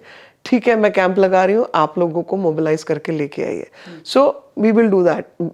बैंक वालियां ਨੂੰ ਕਿਹਾ ਕਿ ਇੱਥੇ ਤੁਸੀਂ ਸਟਾਲ ਲਾਓਗੇ, ਅਸੀਂ ਜ਼ਿੰਮੇਵਾਰੀ ਲੈਣਗੇ। ਇਹ ਜਿਹੜਾ ਕਮਿਊਨਿਟੀ ਸੈਂਟਰ ਹੈ ਉਹ ਮੇਰੀ ਜ਼ਿੰਮੇਵਾਰੀ, ਲੋਕਲ ਕਾਉਂਸਲਰ ਦੀ ਜ਼ਿੰਮੇਵਾਰੀ, ਚਾਹ ਪਾਣੀ ਦਾ ਇੰਤਜ਼ਾਮ ਅਸੀਂ ਕਰ ਦੇਣਾ, ਕੁਰਸੀਆਂ ਅਸੀਂ ਲਾ ਦੇਣੀਆਂ, ਟੇਬਲ ਅਸੀਂ ਲਾ ਦੇਣੇ। ਲੋਕਾਂ 'ਚ ਘਰ ਜਾ ਕੇ ਪੈਂਫਲੇਟ ਅਸੀਂ ਵੰਡ ਦਿਆਂਗੇ। ਜਿਹੜੇ ਸਾਡੇ ਕੰਟੈਕਟਸ ਨੇ ਫੇਰੀ ਵਾਲੇ ਨਾਲ, ਕਿਸੇ ਹੋਰ ਨਾਲ, ਕਿ ਆ ਕੇ ਤੁਸੀਂ ਆਪਣੇ ਬੈਂਕ ਦਾ ਖਾਤਾ ਲੈ ਕੇ ਆਓ, ਆਧਾਰ ਕਾਰਡ ਲੈ ਕੇ ਆਓ, ਬਾਕੀ ਡਿਟੇਲਸ ਲੈ ਕੇ ਆਓ, ਬੰਦੇ ਕਿੰਨੇ ਡਿਪੈਂਡੈਂਟ ਨੇ, ਇੱਥੇ ਬੈਂਕ ਵਾਲੇ ਬੈਠੇ ਨੇ, ਇੱਥੇ ਆ ਕੇ ਤੁਸੀਂ ਲੈ ਸਕਦੇ ਹੋ, ਕੰਮ ਕਰ ਸਕਦੇ ਹੋ। ਇਹ ਜਿਹੜੀ ਮੋਬਿਲਾਈਜੇਸ਼ਨ ਦਾ ਕੰਮ ਹੈ, ਇਹ ਤਾਂ ਹੀ ਠੀਕ ਚੱਲਦਾ ਹੈ ਜਦੋਂ ਇੱਕ ਅੰਡਰਸਟੈਂਡਿੰਗ ਹੋਏ। ਉਹ ਅੰਡਰਸਟੈਂਡਿੰਗ ਨੂੰ ਲੈ ਕੇ ਸੈਂਟਰ ਦੀ ਸਕੀਮ ਸਟੇਟ ਚਾਹੇ ਸਟੇਟ ਉਹਨੂੰ ਥੱਲੋਂ ਲੋਕਾਂ ਨੂੰ ਇੰਪਲੀਮੈਂਟ ਕਾਗਜ਼ ਤੇ ਹੁੰਦੀ ਹੈ, ਹਾਂਜੀ, ਅਵੇਅਰਨੈਸ ਤੇ ਲੋਕਾਂ ਨਾਲ ਜੁੜਾਵ। ਉਹ ਲੋਕਾਂ ਨਾਲ ਜਦ ਤਾਈਂ ਜੁੜਾਵ ਨਹੀਂ ਹੋਣਾ, ਇਹ ਕੰਮ ਨਹੀਂ ਹੋ ਸਕਦੇ। ਇਸ ਸਰਕਾਰੀ ਤੌਰ ਤੇ ਉਹ ਤੁਸੀਂ ਡੀਐਮ ਨੂੰ ਸੋਚੋ, ਡੀਐਮ ਜਾ ਕੇ ਕਰ ਦੇਊਗਾ, ਉਹ ਪੰਚਾਇਤ ਦਾ ਅਧਿਕਾਰੀ ਕਰ ਦੇਗਾ, ਉਂਝ ਨਹੀਂ ਹੁੰਦਾ ਕੰਮ। ਉਹ ਲੋਕਾਂ ਨਾਲ ਜਾ ਕੇ ਬਹਿਣਾ ਪੈਂਦਾ ਹੈ। ਪੰਜਾਬ ਦੇ ਸਿਰ ਤੇ ਬਹੁਤ ਵੱਡਾ ਕਰਜ਼ਾ ਹੈ, ਤੁਹਾਨੂੰ ਪਤਾ ਹੈ। ਇਹ ਇੱਕ ਬੜਾ ਵੱਡਾ ਮੇਜਰ ਇਸ਼ੂ ਹੈ ਪੰਜਾਬ ਸਰਕਾਰ ਨੂੰ ਚਲਾਉਣ ਦੇ ਵਿੱਚ। ਕਿ ਪੰਜਾਬ ਦੇ ਲੋਕ ਇਹ ਉਮੀਦ ਕਰਦੇ ਨੇ ਕਿ ਅਗਰ ਬੀਜੇਪੀ ਦੀ ਸਰਕਾਰ ਆਉਂਦੀ ਹੈ ਤਾਂ ਸੈਂਟਰ ਉਹ ਕਰਜ਼ਾ ਮਾਫ ਕਰਨ ਦੇ ਲਈ ਰਾਹ ਤੇ ਤੁਰੇਗੀ। ਦੇਖੋ, ਜਿਵੇਂ ਮਾਫ ਕਹਿੰਦੇ ਨੇ ਕਿ ਹੁਣ ਉਡਾਤਾ, ਉਹ ਗੱਲ ਨਹੀਂ ਹੁੰਦੀ। ਸਕੀਮਾਂ ਬਣਦੀਆਂ ਨੇ, ਪਾਲਿਸੀ ਡਿਸੀਜਨ ਹੁੰਦੇ ਨੇ, ਕਿਵੇਂ ਫालतू ਖਰਚੇ ਬੰਦ ਕਰਨੇ ਨੇ, ਕਿਵੇਂ ਬਾਕੀ ਖਰਚੇ ਠੀਕ ਕਰਨੇ ਨੇ, ਕਮਾਈ ਕਿੱਥੋਂ ਹੋਏਗੀ, ਇਹੋ ਜਿਹੀ ਕਿਹੜੀ ਸਕੀਮਾਂ ਲਾਉਣ ਜਿੱਥੇ ਲੋਕਾਂ ਦਾ ਫਾਇਦਾ ਹੋਏ। ਇਹ ਜਿਹੜਾ ਨੁਕਸਾਨ 'ਚ ਚੱਲ ਰਹੀ ਹੈ ਸਰਕਾਰ, ਉਹਨੂੰ ਠੀਕ ਕਰਨ ਲਈ ਕੀ ਕਰਨ ਦੀ ਲੋੜ ਹੈ। ਇਹ ਕੋਈ ਕਾਗਜ਼ ਤੇ ਮਾਫ ਕਰਤਾ ਇੰਜ ਮਾਫ ਨਹੀਂ ਹੁੰਦਾ। ਇਹਦੇ ਲਈ ਪ੍ਰੋਪਰ ਪਾਲਿਸੀ ਬਣਦੀ ਹੈ, ਪ੍ਰੋਪਰ ਕੰਮ ਹੁੰਦਾ ਹੈ। ਇਸ ਕਰਕੇ ਮੈਂ ਕਹਿ ਰਹੀ ਹਾਂ, ਉਹ ਕੰਮ ਸਿਰਫ ਔਰ ਸਿਰਫ ਬੀਜੇਪੀ ਕਰ ਸਕਦੀ ਹੈ। ਸਾਡਾ ਐਕਸਪੀਰੀਅੰਸ ਹੈ ਜੀ। ਮੈਂ ਇੱਕ ਹੋਰ ਤੁਹਾਨੂੰ ਉਦਾਹਰਣ ਦੇਣਾ ਚਾਹੁੰਦੀ ਹਾਂ। ਹਰਿਆਣਾ, ਪੰਜਾਬ ਸਿਸਟਰ ਸਟੇਟਸ ਨੇ, ਇੱਕੋ ਸਟੇਟ ਤੋਂ ਕੱਟੇ ਗਏ ਦੋ ਨੇ। ਹਰਿਆਣਾ ਥੋੜਾ ਘੱਟ ਸੀ, ਪੰਜਾਬ ਥੋੜਾ ਵੱਧ ਸੀ। ਬਿਲਕੁਲ ਅੱਜ ਉਲਟਾ ਹੈ। ਹਾਂਜੀ, ਕਾਦੇ ਲਈ? ਇੱਕ ਸਟੇਟ ਠੀਕ ਚੱਲ ਰਹੀ ਹੈ, ਦੂਜੀ ਠੀਕ ਨਹੀਂ ਚੱਲ ਰਹੀ ਹੈ ਜੀ। ਉਹ ਠੀਕ ਕਰਨ ਦੀ ਲੋੜ ਆ। ਕਈ ਵਾਰ ਸਟੇਟ ਕਹਿੰਦੀ ਹੈ ਕਿ ਪੰਜਾਬ ਸਰਕਾਰ ਬਹੁਤ ਵਾਰੀ ਕਹਿੰਦੀ ਕਿ ਸੈਂਟਰ ਸਾਨੂੰ ਪੈਸੇ ਹੀ ਨਹੀਂ ਦਿੰਦਾ। ਨਹੀਂ, ਗਲਤ ਹੈ। ਸੈਂਟਰ, ਮੈਂ ਤੁਹਾਨੂੰ ਇੱਕ ਹੋਰ ਚੀਜ਼ ਦੱਸਦੀ ਹਾਂ, ਔਰ ਉਹ ਵੀ ਐਗਜ਼ਾਮਪਲ ਦੇ ਨਾਲ ਦੱਸ ਦਿਆਂਗੀ, ਫ੍ਰੀ 'ਚ ਨਹੀਂ ਦੱਸਣਾ। ਅੰਮ੍ਰਿਤਸਰ ਜਦੋਂ ਹੈਰੀਟੇਜ ਸਿਟੀ, ਅਸੀਂ ਅਰਬਨ ਡਿਵੈਲਪਮੈਂਟ ਤੇ ਬਾਕੀ ਸੁਦੇਸ਼ ਦਰਸ਼ਨ ਕਰਕੇ 2-4 ਸਕੀਮਾਂ ਨੇ, ਸਕੀਮ ਬਣਦੀ ਹੈ, ਉਹਦਾ ਪੈਸਾ ਲਿਆ ਕੇ ਅਸੀਂ ਕਿਹਾ ਇਹ ਠੀਕ ਕਰਨਾ ਹੈ। ਪ੍ਰਸ਼ਾਦ ਵੀ ਇੱਕ ਸਕੀਮ ਹੈ, ਸਪਿਰਿਚੁਅਲ ਸਰਕਿਟ ਦੀ ਸਕੀਮ ਹੈ। ਅਸੀਂ ਕਿਹਾ ਇਹ ਠੀਕ ਕਰਨਾ ਹੈ ਤੇ ਸਕੀਮ ਬਣਦੀ ਹੈ ਤੇ ਕਿਹਾ ਕਿ ਇਹਦੇ ਤੇ ਜੋ ਵੀ ਖਰਚਾ ਮੰਨ ਲਓ 100% ਹੋਇਆ, 100% ਦਾ 90% ਸਟੇਟ ਸੈਂਟਰ ਦੇਗਾ ਤੇ 10% ਸਟੇਟ ਨੂੰ ਪਾਣਾ ਹੈ, ਕਿਉਂਕਿ ਅਲਟੀਮੇਟਲੀ ਸਟੇਟ ਨੂੰ ਹੀ ਫਾਇਦਾ ਹੈ ਨਾ ਜੀ। ਤੇ ਥੋੜਾ ਜਿਹਾ ਤੁਸੀਂ ਪਾ ਦਿਓ ਤਾਂ ਕਿ ਤੁਹਾਡਾ ਕਮਿਟਮੈਂਟ ਰਹੇ। ਦਸਵੰਧ ਤੁਸੀਂ, ਹਾਂਜੀ, ਤੇ ਬਾਕੀ ਅਸੀਂ ਦੇ ਹੀ ਰਹੇ ਨੇ। ਉਹ 2, 4, 5 ਗਲੀਆਂ ਜਿਹੜੀ ਰੁਕੀਆਂ ਨੇ ਨਾ, ਉਹ ਇਸ ਕਰਕੇ ਰੁਕੀਆਂ ਨੇ, ਇਹਨਾਂ ਨੇ ਆਪਣਾ 10% ਵੀ ਨਹੀਂ ਦਿੱਤਾ। ਉਹਦਾ ਕਾਰਨ ਕੀ ਰਿਹਾ? ਕਿ bad policies, wrong absolutely wrong management. ਉਹ ਮੈਨੇਜਮੈਂਟ ਠੀਕ ਕਰਨ ਦੀ ਲੋੜ ਹੈ। ਇਹੀ ਦੱਸ ਰਹੀ ਹਾਂ। ਇੱਥੇ ਇੰਨੇ ਸਾਰੇ ਤੁਸੀਂ ਪਹਿਲਾਂ ਕਾਲਜ ਬਣਾਤੇ, ਇੰਜੀਨੀਅਰਿੰਗ ਕਾਲਜ, ਹੁਣ ਉਹ ਬੰਦ ਪਏ ਨੇ। ਕੁਛ ਤੇ ਗਲਤੀ ਹੋਏਗੀ ਨਾ। ਸਿਲੇਬਸ ਚੈੱਕ ਕਰਨਾ ਹੈ, ਸਿਲੇਬਸ ਕਿਹੜਾ ਬਣਦਾ ਹੈ, ਚੀਜ਼ਾਂ ਕਿਵੇਂ ਇੰਪਲੀਮੈਂਟ ਹੁੰਦੀਆਂ ਨੇ। ਹੁਣ ਮੈਨੂੰ ਲੋਕਾਂ ਨੇ ਆ ਕੇ ਮੈਨੂੰ ਦੱਸਿਆ, MSME ਵਾਲਿਆਂ ਨੇ, ਕਿ ਇੱਥੇ ਇੰਨਾ ਵੱਡਾ ਐਗਰੀਕਲਚਰ ਮਾਰਕੀਟ ਹੈ, ਐਗਰੀਕਲਚਰ ਦਾ ਕੰਮ ਹੈ ਤੇ ਸਾਨੂੰ ਫੂਡ ਪ੍ਰੋਸੈਸਿੰਗ ਦਾ ਕੰਮ ਚਾਹੀਦਾ ਹੈ। ਕਿਸੇ ਨੇ ਨਹੀਂ ਰੋਕਿਆ ਫੂਡ ਪ੍ਰੋਸੈਸਿੰਗ ਯੂਨਿਟ ਲਾਉਣ ਤੋਂ, ਪਰ ਉਹ ਪੜ੍ਹਾਈ ਵੀ ਫੂਡ ਪ੍ਰੋਸੈਸਿੰਗ ਦੀ ਹੋਏ ਨਾ। ਫਿਰ ਕਿਹੜੇ ਇੰਸਟੀਟਿਊਸ਼ਨਸ ਪੜ੍ਹਾ ਰਹੇ ਨੇ? ਇੰਜੀਨੀਅਰਿੰਗ ਵੀ ਤੁਸੀਂ ਫੂਡ ਪ੍ਰੋਸੈਸਿੰਗ ਯੂਨਿਟ ਨੂੰ ਕਿਵੇਂ ਚਲਾਉਣਾ ਹੈ, ਉਹ ਮਸ਼ੀਨਾਂ ਕਿਵੇਂ ਲਾਉਣੀਆਂ ਨੇ, ਉਹਦੀ ਕੀ ਟੈਕਨੋਲੋਜੀ ਹੈ, ਉਹ ਤੇ ਸਿਖਾਓ। ਉਹ ਤੁਸੀਂ ਸਿਖਾ ਨਹੀਂ ਰਹੇ ਤੇ ਫਿਰ ਬੱਚੇ ਕੀ ਕਹਿੰਦੇ ਨੇ, ਇੱਥੇ ਐਸਾ ਕੋਈ ਕੰਮ ਨਹੀਂ, ਬੀਟੈਕ ਵੀ ਕਰ ਲਿਆ, ਹੁਣ ਬਾਹਰ ਨੱਠ ਜਾਓ। ਮਤਲਬ ਤੁਹਾਡਾ ਕਹਿਣ ਦਾ ਮਤਲਬ ਕਿ ਜਿਹੜੀਆਂ ਸੈਂਟਰ ਦੀਆਂ ਸਕੀਮਾਂ ਨੇ, ਜਿੰਨੀਆਂ ਵੀ ਲਗਾਈਆਂ ਨੇ, ਉਹ ਪੰਜਾਬ ਸਰਕਾਰ ਨੇ ਉਹਨਾਂ ਨੂੰ ਸਹੀ ਤਰੀਕੇ ਤੱਕ ਲੋਕਾਂ ਤੱਕ ਨਹੀਂ ਪਹੁੰਚਾਇਆ। ਤੁਹਾਡਾ ਕਹਿਣ ਦਾ ਮਕਸਦ ਇਹ ਹੈ? ਮੈਂ ਇਹਨੂੰ ਦੂਜੇ ਵਰਡਸ ਕਹਾਂਗੀ। ਮੈਂ ਕਹਾਂਗੀ ਜਦੋਂ ਡਬਲ ਇੰਜਨ ਦੀ ਸਰਕਾਰ ਹੁੰਦੀ ਹੈ, ਸੈਂਟਰ ਸਟੇਟ ਦਾ ਇੱਕ ਦੂਜੇ ਤੇ ਵਿਸ਼ਵਾਸ ਹੁੰਦਾ ਹੈ, ਸੈਂਟਰ ਸਟੇਟ ਰਾਜ਼ੀ ਹੋ ਕੇ ਕੰਮ ਕਰਦੇ ਨੇ ਤੇ ਸਕੀਮਾਂ ਵੀ ਬਿਹਤਰ ਚੱਲਦੀਆਂ ਨੇ। ਕਿਉਂਕਿ ਸਵੱਛ ਭਾਰਤ ਲੈ ਲਓ, ਸਾਨੂੰ ਪ੍ਰਧਾਨ ਮੰਤਰੀ ਸਾਨੂੰ ਸੈਂਟਰ 'ਚ ਬੈਠੇ ਨੇ, ਸਟੇਟ ਸਾਡੀ ਨਹੀਂ ਹੈ, ਸਟੇਟ ਕਿਸੇ ਹੋਰ ਦੀ ਹੈ। ਫਿਰ ਵੀ ਉੱਥੇ ਦੀ MP ਮੈਂ ਹਾਂ ਤੇ ਮੇਰਾ ਫਰਜ਼ ਨਹੀਂ ਕਿ ਮੇਰਾ ਪ੍ਰਧਾਨ ਮੰਤਰੀ ਝਾੜੂ ਲੈ ਕੇ ਟੁਰ ਰਿਹਾ ਤੇ ਮੈਂ ਝਾੜੂ ਲੈ ਕੇ ਟੁਰ ਜਾ। ਮੈਂ ਵੀ ਝਾੜੂ ਲੈ ਕੇ ਟੁਰਨਾ। ਫਿਰ ਮੈਂ ਜਾ ਕੇ ਝਾੜੂ ਮਾਰਾਂਗੀ, ਸਫਾਈਆਂ ਕਰਾਂਗੀ, 2, 4, 5 ਬੰਦਿਆਂ ਨੂੰ ਹੋਰ ਸ਼ਰਮ ਆਏਗੀ ਕਿ ਇਹ ਕਰ ਸਕਦੀ ਹੈ ਤੇ ਅਸੀਂ ਨਹੀਂ ਕਰ ਸਕਦੇ, ਤੇ ਬਾਕੀ ਵੀ ਕੰਮ ਲਾ ਜਾਣਗੇ। ਤੇ ਇਹ ਮੈਨੂੰ ਲੱਗਦਾ ਜਿਹੜੀ ਇੱਕ ਅੰਡਰਸਟੈਂਡਿੰਗ ਉਤੋਂ ਦੀ ਜਿਹੜੀ ਸਮਝ ਹੈ ਨਾ ਉਹ ਬਣਦੀ ਚਲੀ ਜਾਂਦੀ। ਪਰ ਤੁਹਾਡੀ ਦੇਖੋ ਭਾਈਵਾਲੀ ਵਾਲੀ ਸਰਕਾਰ ਹਮੇਸ਼ਾ ਰਹੀ ਹੈ, ਇਹ ਨਹੀਂ ਕਿ ਪੰਜਾਬ 'ਚ ਤੁਹਾਡੀ ਰਿਪਰੈਜ਼ੈਂਟੇਸ਼ਨ ਨਹੀਂ ਰਹੀ, ਅਕਾਲੀ ਦਲ ਦੇ ਨਾਲ ਤੁਹਾਡੀ ਰਿਪਰੈਜ਼ੈਂਟੇਸ਼ਨ ਰਹੀ ਹੈ, ਤੇ ਉਸ ਦਰਮਿਆਨ ਵੀ ਉਹ 10% ਵਾਲੀ ਰਹੀ ਹੈ ਨਾ ਜੀ। ਅੱਛਾ, ਉਹੀ 10% ਵਾਲੀ ਰਹੀ ਹੈ। ਸਾਡੀ ਡਿਸੀਜਨ ਮੇਕਿੰਗ 'ਚ ਅਸੀਂ ਨਹੀਂ ਸੀ, ਉਹ ਡਿਸੀਜਨ ਉਹ ਬਣਾਉਂਦੇ ਸੀ, ਅਸੀਂ ਉਹਦੇ ਰਿਸੀਪੀਐਂਟ ਸੀ। ਸਹੀ ਨਹੀਂ ਹੈ। ਮੈਂ ਤੇ ਉਹ ਗੱਲਾਂ ਕਹਿ ਨਹੀਂ ਸਕਦੀ ਜਿਹੜੇ ਸਾਡੇ ਪੂਰਵ ਦੇ ਐਮਐਲਏ ਰਹੇ ਨੇ, ਇੱਕ ਦੋ ਮੰਤਰੀ ਵੀ ਰਹੇ ਨੇ, ਤੇ ਉਹਨਾਂ ਨੇ ਜਿਹੋ ਜਿਹੀ ਗੱਲਾਂ ਕਹੀਆਂ ਨੇ ਅਕਾਲੀਆਂ ਨੂੰ, ਉਹ ਉਹੀ ਜਾਣਦੇ ਨੇ। ਉਹਨਾਂ ਨੇ ਮੂੰਹ ਤੇ ਕਿਹਾ ਕਿ ਸਾਡੀ ਸੁਣਵਾਈ ਨਹੀਂ ਕਰਦੇ, ਤੇ ਉਹ ਗੱਲਾਂ ਵੀ ਰਹੀਆਂ। 50% ਪੰਜਾਬ ਦੇ ਵਿੱਚ ਔਰਤ ਵੋਟਰ ਹੈ। ਔਰਤ ਦੇ ਲਈ ਕਿਸੇ ਵੀ ਪਾਰਟੀ ਕੋਲ ਨਾ ਰਿਪਰੈਜ਼ੈਂਟੇਸ਼ਨ ਹੈ ਪ੍ਰੋਪਰ, ਕਿਉਂਕਿ ਦੇਖੋ ਤੁਸੀਂ ਔਰਤ ਹੋ, ਤੁਹਾਡੇ ਕੋਲ ਮੇਰੇ ਲਈ ਤੁਹਾਡੇ ਕੋਲ ਆਉਣਾ ਬਹੁਤ ਆਸਾਨ ਹੈ। ਮੈਂ ਤੁਹਾਡੇ ਨਾਲ ਕੰਫਰਟੇਬਲ, ਇਹ ਸਾਡਾ ਸੁਭਾਅ ਹੈ, ਸਾਡੀ ਸੰਸਕ੍ਰਿਤੀ ਹੈ ਕਿ ਔਰਤ ਥੋੜਾ ਜਿਹਾ, ਸਾਡੀ ਅਪਬ੍ਰਿੰਗਿੰਗ ਇਦਾਂ ਦੀ। ਸਾਡੇ ਵਿਧਾਇਕ ਬਹੁਤ ਘੱਟ ਔਰਤਾਂ ਨੇ, ਸਾਡੇ ਥਾਣਿਆਂ 'ਚ ਬਹੁਤ ਘੱਟ ਫੀਮੇਲ ਥਾਣੇ ਨੇ। ਇਸ ਵਾਰ ਔਰਤ ਲਈ ਕਿਸੇ ਵੀ ਪਾਰਟੀ ਕੋਲ ਕੋਈ ਬਹੁਤਾ ਏਜੰਡਾ ਨਹੀਂ ਹੈ, ਸਿਵਾਏ ਕੇਜਰੀਵਾਲ ਸਾਹਿਬ ਨੇ ਜਿਹੜਾ 1000 ਰੁਪਇਆ ਔਰਤਾਂ ਲਈ, ਉਹ ਜਿਹਨੂੰ ਮੈਂ ਨਹੀਂ ਮੰਨਦੀ। ਮੈਂ ਤੁਹਾਨੂੰ ਇਹ ਕਿਹਾ ਕਿ ਬੀਜੇਪੀ ਕੋਲ ਅਗਰ 50% ਔਰਤਾਂ ਦਾ ਸ਼ੇਅਰ ਹੈ, ਤੇ ਬੀਜੇਪੀ ਕੋਲ ਕਿਹੜੀਆਂ ਇਹੋ ਜਿਹੀਆਂ ਸਕੀਮਾਂ ਨੇ ਜਿਹੜੀਆਂ ਤੁਸੀਂ ਸਮਝਦੇ ਹੋ ਕਿ ਬੀਜੇਪੀ ਆਉਣ ਤੇ ਅਗਰ ਸਰਕਾਰ ਬਣਾਈ ਜਾਏ ਤੇ ਔਰਤਾਂ ਜਿਹੜੀਆਂ ਨੇ ਉਹ ਇਸ ਚੀਜ਼ ਦਾ ਫਾਇਦਾ ਚੁੱਕਣਗੀਆਂ? ਮੈਂ ਤੁਹਾਡੇ ਇਸ ਸਵਾਲ ਦਾ ਜਵਾਬ 1 ਮਿੰਟ ਬਾਅਦ ਦੇਵਾਂਗੀ। ਪਹਿਲਾ ਜਵਾਬ ਜਿਹੜਾ ਤੁਸੀਂ ਕੇਜਰੀਵਾਲ ਦਾ ਨਾਂ ਲਿੱਤਾ ਹੈ ਨਾ, ਮੈਂ ਉਹਦਾ ਦੱਸ ਰਹੀ ਹਾਂ। ਦਿੱਲੀ 'ਚ ਵਿਧਵਾ ਔਰਤਾਂ ਨੂੰ ਉਹਨਾਂ ਦੀ ਪੈਨਸ਼ਨ ਨਹੀਂ ਮਿਲ ਰਹੀ ਹੈ। ਉਹ ਪੈਨਸ਼ਨ ਕੇਜਰੀਵਾਲ ਨੇ ਨਹੀਂ ਲਾਈ ਸੀ, ਉਹ ਪਹਿਲਾਂ ਕਾਂਗਰਸ ਸ਼ੀਲਾ ਦੀਕਸ਼ਿਤ ਸੀ ਤਾਂ ਵੀ ਸੀ। ਐਮਪੀ ਨੂੰ ਵੀ ਅਧਿਕਾਰ ਹੈ ਉਹ ਪੈਨਸ਼ਨ ਲਾਉਣ ਦਾ, ਬਾਕੀ ਸਰਕਾਰਾਂ ਨੂੰ ਵੀ ਅਧਿਕਾਰ ਹੈ, ਸੈਂਟਰ ਪੈਸਾ ਵੀ ਭੇਜਦੀ ਹੈ, ਪਰ ਉਹਦਾ ਇੰਪਲੀਮੈਂਟੇਸ਼ਨ ਜਿਹੜਾ ਹੈ ਦਿੱਲੀ ਸਰਕਾਰ ਦਾ ਹੈ। ਉਹ ਇੰਪਲੀਮੈਂਟੇਸ਼ਨ 'ਚ ਜਿਹੜੀ ਵਿਧਵਾ ਵਾ ਜਾਂ ਜਿਹੜੇ ਦਿਵਿਆਂਗ ਨੇ, ਅਪਾਹਿਜ ਬੰਦੇ ਨੇ, ਉਹਨਾਂ ਨੂੰ ਪੈਨਸ਼ਨ ਨਹੀਂ ਦੇ ਰਿਹਾ। ਇੱਥੇ 1000 ਰੁਪਇਆ ਦੇਗਾ ਹਰ ਔਰਤ ਨੂੰ, ਕਿੱਥੋਂ ਲਿਆਏਗਾ ਜੀ? ਪੈਸੇ ਕਿੱਥੋਂ ਲਾਓਗੇ ਉਹ ਤੇ ਦੱਸ ਦਿਓ। ਕਿਹੜਾ ਟੈਕਸ ਚੋਰੀ ਕਰਕੇ ਲਿਆਉਣ ਲੱਗੇ ਹੋ? ਤੇ ਇਹ ਫਾਲਤੂ ਜਿਹੀ ਗੱਲਾਂ ਨਾ, ਜਿਨ੍ਹਾਂ ਨੇ ਕੰਮ-ਕੁਮ ਕੁਝ ਕਰਨਾ ਨਹੀਂ, ਬਸ ਰੋਲਾ ਪਾਣਾ ਹੈ, ਉਹ ਕਰਕੇ ਥੋੜਾ ਜਿਹਾ ਲੋਕਾਂ ਨੂੰ ਧੋਖਾ ਦੇ ਕੇ ਬਸ ਵੋਟਾਂ ਲੈ ਕੇ ਚੱਲਦੇ ਬਣੋ। ਇਹ ਕੰਮ ਹੈ ਇਹਦਾ। ਅਸੀਂ ਔਰਤਾਂ ਨੂੰ ਉਹ ਡਿਪੈਂਡੈਂਟ ਨਹੀਂ ਬਣਾਉਣਾ ਕਿ 1000 ਰੁਪਏ ਦੀ ਤੁਹਾਡੀ ਔਕਾਤ ਹੀ 1000 ਰੁਪਏ ਦੀ ਰਹਿ ਗਈ ਹੈ। ਮੈਂ ਕਹਿੰਦੀ ਹਾਂ ਮੇਰੀ ਔਕਾਤ 10 ਲੱਖ ਦੀ ਹੈ, ਮੈਂ 10 ਲੱਖ ਕਮਾਉਣ ਦੀ ਸ਼ਮਤਾ ਰੱਖਦੀ ਹਾਂ, ਤੁਸੀਂ 1000 ਮੈਨੂੰ ਦੇ ਕੇ ਕੀ ਕਰ ਲਓਗੇ? 1000 ਮੈਂ ਦੇਣ ਦੀ ਕੈਪੈਸਿਟੀ ਰੱਖਦੀ ਹਾਂ।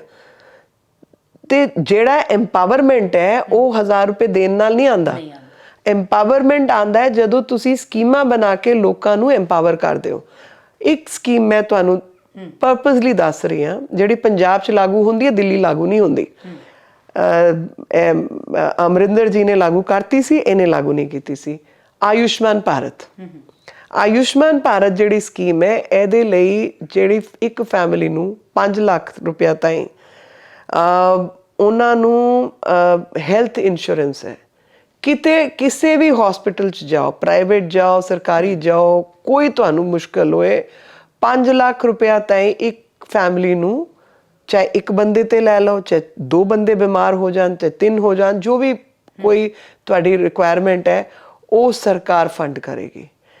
ਇਸ ਕਿੰਨੇ ਹਜ਼ਾਰ ਪਾਓਗੇ ਇਹਦੇ 'ਚ?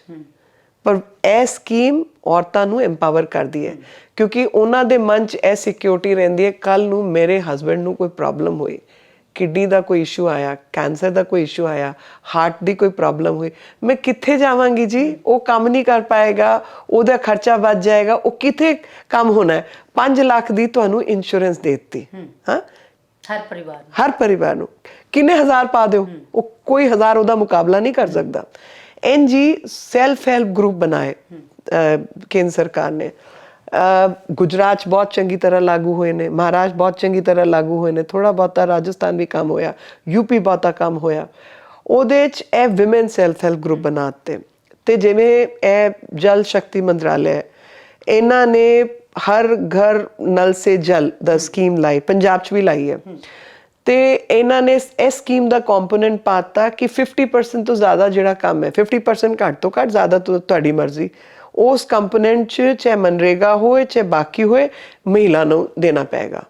ਤਾਂ ਪਰਮਾਨੈਂਟਲੀ ਜਿਹੜੇ ਕੰਮ ਨੇ ਜਿਵੇਂ ਮਜ਼ਦੂਰੀ ਦਾ ਕੰਮ ਹੈ, ਨਲਕੇ ਲਾਉਣ ਦਾ ਕੰਮ ਹੈ, ਕੁਛ ਹੋਰ ਢੁਆਈ ਦਾ ਕੰਮ ਹੈ, ਉਹ ਔਰਤਾਂ ਨੂੰ 50% ਤੁਹਾਨੂੰ ਦੇਣਾ ਪਏਗਾ। 1000 ਕੀ ਕਰ ਲੇਗਾ ਜਦੋਂ ਤੁਹਾਨੂੰ ਪਰਮਾਨੈਂਟਲੀ ਰੋਜ਼ਗਾਰ ਦਾ ਕੰਮ ਮਿਲ ਰਿਹਾ ਹੈ। ਇੰਜੀ ਜਿਹੜੇ ਸੈਲਫ ਹੈਲਪ ਗਰੁੱਪਸ ਨੇ ਉਹਨਾਂ ਦੀ ਜਿਹੜੀ ਫਾਈਨੈਂਸਿੰਗ ਸਕੀਮਸ ਨੇ, ਉਹ ਫਾਈਨੈਂਸਿੰਗ ਸਕੀਮਸ 'ਚ stand up India, startup India, make in ਹਰ ਇੱਕ 'ਚ ਮਤਲਬ ਪਹਿਲਾਂ ਜਿਹੜੇ ਬਾਕੀ ਸਕੀਮਾਂ ਨੇ 70% ਕੰਪੋਨੈਂਟ ਔਰਤ ਦਾ ਹੈ। 70% ਉਹ ਰਿਵਾਇਤਾਂ ਜਿੰਨੀਆਂ ਨੇ ਉਹ ਔਰਤਾਂ ਨੂੰ ਦਿੱਤੀਆਂ ਨੇ। ਐਮਪਾਵਰਮੈਂਟ ਵੱਖਰੀ ਗੱਲ ਹੈ ਤੇ ਇੱਕ ਟਾਈਮ ਬੈਨੀਫਿਟ ਦੇ ਕੇ ਤੁਸੀਂ ਕੁਝ ਨਹੀਂ ਕਰ ਸਕਦੇ, ਉਹ ਸਿਰਫ ਨੇਤਾਗਿਰੀ ਦੇ ਕੰਮ ਨੇ।